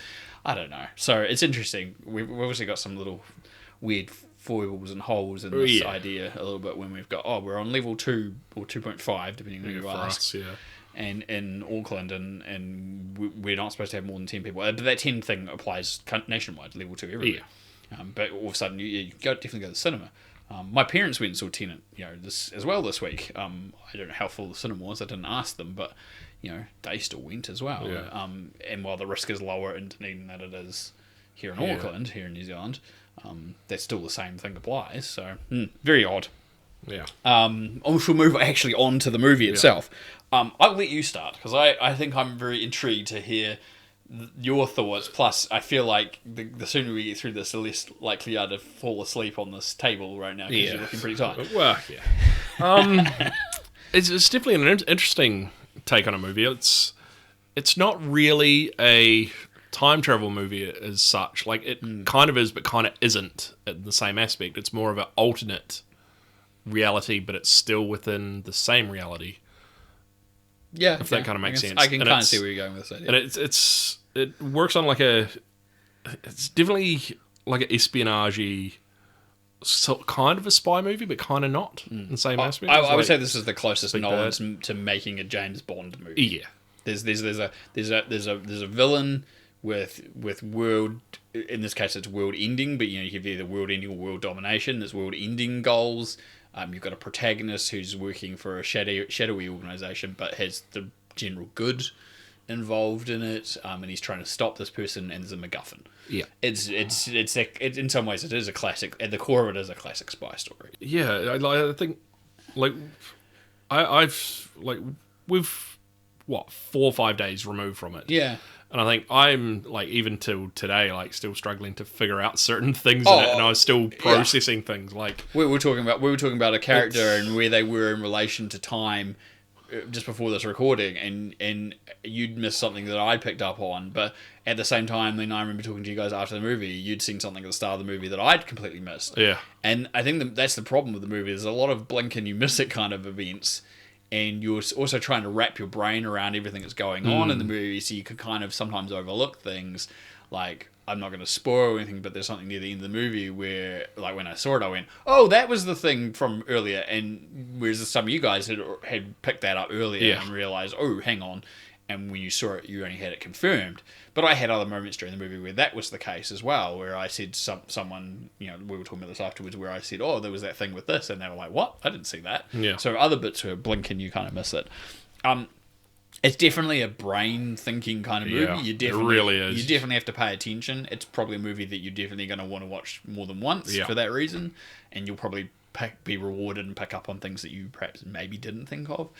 I think it's clever in the sense that you can watch it and you probably will work. If you're thinking laterally, you will work things out in advance for some of it, but you might miss others, because that was definitely the case for me. It was definitely the case for you. It was definitely the case for the people we saw it with. But on the same flip side, it's sometimes a little bit too convoluted or a little bit too trying to be too clever for its own good. And it's hard to put a finger on exactly why that is, because the idea is cool. The idea underlying it as idea is interesting, and it's an extension of something I'd seen in another movie that dealt with... In that movie, it was kind of time travel, but it worked in the same way. So in this movie, you've got this idea of inversion, but inversion requires time going reversed for that item in real time. Yeah. So if you want to go backwards, you have this...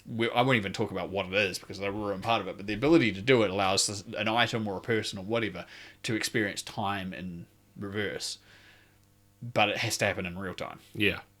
And instead of this other movie that I've seen where the characters involved in, also because of the budget, kind of avoid experiencing anything of this time while they wait, to be able to travel through that time again. This one takes that idea and says, what if you could apply this to the real world and still exist within the real world, and what that would mean? So it's taking a really interesting concept, I think, but then it kind of to layer it with so much that it's kind of like having its cake and eating it too. Just, there's so much going on. It's not my favorite Nolan film. Oh wow. It's not my least favorite Nolan film either. It's kind of, for me, it's a bit middle of the road Nolan. Visually stunning, acting's great, it's ambitious, there's some cool visual effects, there's some ridiculous stuff going on. Yeah. As I said, it's probably sometimes too clever for its own good, but yeah. What about you? You've still been mulling. We were talking about this. We've been mulling this over for days, and then we point something else out, and you sent me through a factoid which had to do with like the name Tenet and like characters and so forth. Up, actually. No, I don't think we should talk about it because I think it's kind of spoiling. If anyone's listening to it, it's kind of a bit of a spoiler. But it's interesting. If you once you've seen the movie, if you go and search out the origin of Tenet of the word and the connections to it, it makes some connections to characters and events within the movie, and you kind of start to see that Nolan is part of this big grand scheme of how it all was a little bit meta. But also, I was kind of saying this as well, the movie's kind of meta in that sense because it plays with time in the same way that a narrative in a traditional Nolan film usually plays with time, where there's this ability to visit things out of order or repeat things or misdirects and stuff. And so much like people always point out that Inception is kind of like Nolan's commentary on filmmaking, like the crew that comes together playing the heist is like there's a director and a producer and a special effects guy. So there's that kind of concept. There's a bit of that going on in this as well. There's a bit of a meta relevance to the advent of watching film and the creative process and how an editor puts that film together. And so I'd be very interested to see. I haven't seen any interviews with him yet, but I'd be interested to see if down the track people start going to him. Was it on that same level that Inception had this thing about a production? Does this have about an editor? Yeah. And how you can reshoot and retake and reshape and change things, but in the end it still amounts to the same idea that you had at the beginning. You create a path to get there, but there was an original vision that supported that. That's how you get there is part of the journey. Yeah. And so I'll be very interested to see if that's the case, because I can feel that parallel going on. I mean, Inception is probably the easiest film to link this to, and then probably Memento. Those movies have a genesis and an idea underlying them, but we talked about this a lot when we were talking about the marketing for Tenet. I said it was very reliant on the gimmick, what we saw in those trailers. Yeah. Because there wasn't a lot of plot. No. Having seen the movie, I don't know how easily it would have been to market that plot, because the plot is intrinsically linked to that content, and to explain it is kind of part of the mystery of the movie. Yeah. But in doing so, you kind of underselling the movie, because I think you could have at least told people it's a bit of a conspiracy spy movie, a bit more than what it lets on. Yeah, you definitely probably could. I mean, I think we've talked about this, sort of coming out of it. We talked about it as it would be hard to market with. Because I mean, it's even sort of hard to tell people what the movie's about without giving I've it away. I've had a couple of people at work or I've talked to that are like, "Oh, I was thinking about seeing, but I'm not too sure what's it about." And I'm kind of like, well, it's kind of hard to tell you without really ruining anything. That's the thing. And this is why I'm even now we're talking about this in a review sense, and I'm trying to talk in the parallels of what I can say that aren't spoilers. Even just saying, okay, so there's there's a bad guy and there's a MacGuffin. Does that tell you too much? No, probably not, because most movies have an antagonist and a protagonist. Yeah. The protagonist in the movie doesn't even have a name. He's just the protagonist. Or he works out that he's the protagonist. Yeah, he keeps calling himself the protagonist in the story, which is kind of, again, slightly meta. But he's never credited with a name, and I think even in the credits he's listed as the protagonist. Other characters do have names. Yeah. But that's interesting. There's a context to that whole thing too, we talked about another thing I can talk about. There's probably not too much of a spoiler, but we talked about obviously the marketing around the idea that there's this code word tenant, and in the movie it only gets used 3 times. Yeah, twice in purpose and once in general reference to when he gets first told about it, and then it gets used 2, maybe 3 times. We may have missed another one that I did. Yeah. And a couple of these ones I said to someone, and they're like, I didn't even hear that one. Yeah, that's right. So it's interesting that something that was so seemingly important to the narrative, as far as marketing goes, is not as important as it seemed even. And the gimmick is still a gimmick, but it's so linked to the way the plot unfolds and how the characters work and how the situations happen. And it's such a weird thing. It's a hard movie to pull apart, and I honestly, we could probably spend an entire hour sitting here and still talk in vagaries and non-spoilers, and probably still be like, there's bits of it that we haven't worked out. And that will require repeat watchings. Yeah, and I think you've pretty much nailed it by saying that you're just going to wait for an interview with Christopher Nolan, which, under current circumstances, it could be a while.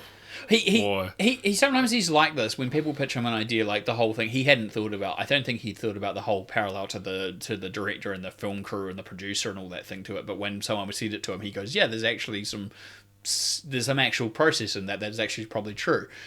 But sometimes when people in interviews have pressed him about ideas and reasons behind things, he won't tell them. He kind of just leaves them vague. Perfect example is the ending to Inception. He will not confirm. He goes, "I've got my own idea of what I think it is, and what when I wrote the story, that's what it was. But that doesn't mean it's the truth. It's just what I interpreted or thought it was going to be. But someone else could see it a different way, and that could be completely right too. And it's it's its own little mystery. I think I read something. I can't remember if I read it or saw it. And it was the idea, and I explained this to you the other day, the difference between a secret and a mystery. And a secret is something that's only secret until someone spoils it, right? You ruin it or tell someone it's no longer a secret, it's not a secret. But a mystery can stay a mystery. You can solve a mystery, but a mystery doesn't necessarily have a conclusion. You can have a mystery that's never solved. Yeah. And Tenet in itself has both of these things. It has secrets that the movie unfolds and you realize and you put the pieces together. But there are definitely mysteries and offshoots and questions that you'll be left with afterwards that may not have a resolve, and they're entirely based on the way that you saw the movie, the bits you may have missed, as we've established. You can blink and miss it in a couple of these moments, and things that may never get answered, much like Inception was, much like some of other Nolan's works have been, just because they're just the way the movie ends and where their characters are and all that sort of stuff. And that's not a bad thing. People sometimes will go to those movies and they go, "Oh, I didn't like it because it didn't have a resolve. It didn't have an ending." Yeah. But the way Tenet ties itself together, it works for an ending for what you've been following for the course of the movie, but it also opens itself to bigger questions in a bigger world. And I love that in movie building, and I love that in movies in general. So on that surface, it was really good. I really appreciated that. But this still doesn't mean haven't got questions that I'd be like, "Oh my god, I wish I had the answer for that," because it would be so much good if I could just understand why this character made this decision, but what sort of impact does this have on everything else that's going on. Or a statement is given, and I'm trying to do this without any spoilers, but a statement is given near the end of the movie that opens a bigger picture into what's been going on for the entire length of the movie. Yeah. And all of a sudden you're like, oh, what does that mean for everything that's happened and how those things are connected and who and what and why and where and when especially, because obviously you're dealing with time and inversion. So it's such a crazy film. I've rambled far too much about this, but it's definitely one of those things that warrants possibly multiple viewings. Yeah. Like if you go out and see it again in the cinema, or will you wait for the DVD release and you just sit there and watch it for days on end until it's funny. It sort of makes sense. Yeah, I was going to say, it's funny. I said to you, it wasn't my favourite Nolan film, it wasn't my least favourite Nolan film, but it's definitely a Nolan film that I would probably enjoy rewatching for that reason. And it's something that as soon as there's a home release on 4K Blu-ray or whatever, I will pick that up. Yeah. Because I will want to rewatch it. And if there's behind the scenes materials that gives me a little bit more insight in how they made it, what Nolan's thought process was, how this thing was made, I'm totally down for that, because I think on that level, on a craft level, there's nothing else like it. No. And I definitely think with that as well, you can pause and rewind as well, that you can't do in a cinema. Which is kind of meta too, when you think about it. Yeah, it really is. It's part of this whole thing. I'm inverting the movie right now. Yeah. I needed to see that again. I'm just going to take that back and rewatch it a second time. So that's just going to fuck with your head if you think about it too much. Yeah. I've said this to people. They've said, what did you think? And I'm kind of like, at first. And they're kind of straight off, they're like, oh, so you're being hesitant, you must not have liked it. And I'm like, I don't know. Yeah. I don't hate it. I'm processing it, and I didn't love everything about it, but I didn't hate it either. And it's one of the most conflicting things I think I've had about a movie in a long time. A long time to this level where so what I keep saying to people is you know what, regardless of what I'm thinking or what I'm saying, I think it's a movie still at the end of the day you have to see. It may not be on the big screen, it may be in some form somehow, but see it, because that's the only way you're going to judge it. You may end up completely hating it, you might get confused, you know, or you might love it, and you'll relish every moment and want to work out all the details depending on who you are. That's what's happening to me. Yeah, I mean, that's it. You a week after the movie, we get to the middle of next week and you're still thinking about it. To me, that's a sign of a good movie. Yeah. It doesn't have to be the world's best movie. It doesn't have to be something you love. But the fact that it weaseled its way into your brain and is sitting there and taking up some real estate, and you're still thinking about it, Anne said this to me earlier on to me as well, about you sitting there and you're just staring away into space, and she's like, what are you thinking about? And you're like, let's think about Tenet. Yeah. It's I'm like, well, yep, it's definitely, it's ensnared him. I think, I don't think I've had this feeling for a long time. I don't think a movie's sort of gripped me or made me think about it this hard. Well, this week we will go and see Bill and Ted's Face the Music. I just had Bogus Journey. Bill and Ted Face the Music. I feel like you'll have much less to think about. Yeah. Even though it's still got time relevance. I can try and switch my brain off. Just enjoy 90 minutes. Enjoy the ride. Yeah, it's a 90-minute movie. I think we go see that this week. It'll be the anti-Tenet. Yeah. You just go along. Keanu. I don't know. We were talking about Keanu sounding really deep. The more I've seen of the trailers, I don't feel like it's as bad. You'll still have to get over the beardless face. But And we'll have a review in the next episode. we'll have a review in episode 20. But yeah, I feel like this will be the anti-Tenet movie. Yeah, I'd say so. And if this snaps me out of it, then so be it. Yeah, it'll be a week. You've got a whole week to think about Tenet. Yeah. You go see that. That sounds like a plan. All right. That was a lot. Yeah, we got all that. Honestly, as I said, we could have been talking about Tenet for like a whole hour, and I still probably wouldn't have scratched the surface. And you've been so good to deal with this, like my constant clawing at the plot while you're still thinking away. Yep. So I appreciate it. It's all right. Thank you for listening to this episode. I think because of my Tenet rant, we've kind of got closer and closer to 2.5 hours. Which, Yeah. I mean, it was a less than 2 hour episode, so we spent about 40 minutes talking about reviews, but most of that being Tenet and the coronavirus stuff to do with the theaters. On that note, like honestly, I don't think anyone should put their health at risk to go see a movie. It's great to keep the industry alive, and there's movies coming from Africa, obviously next year.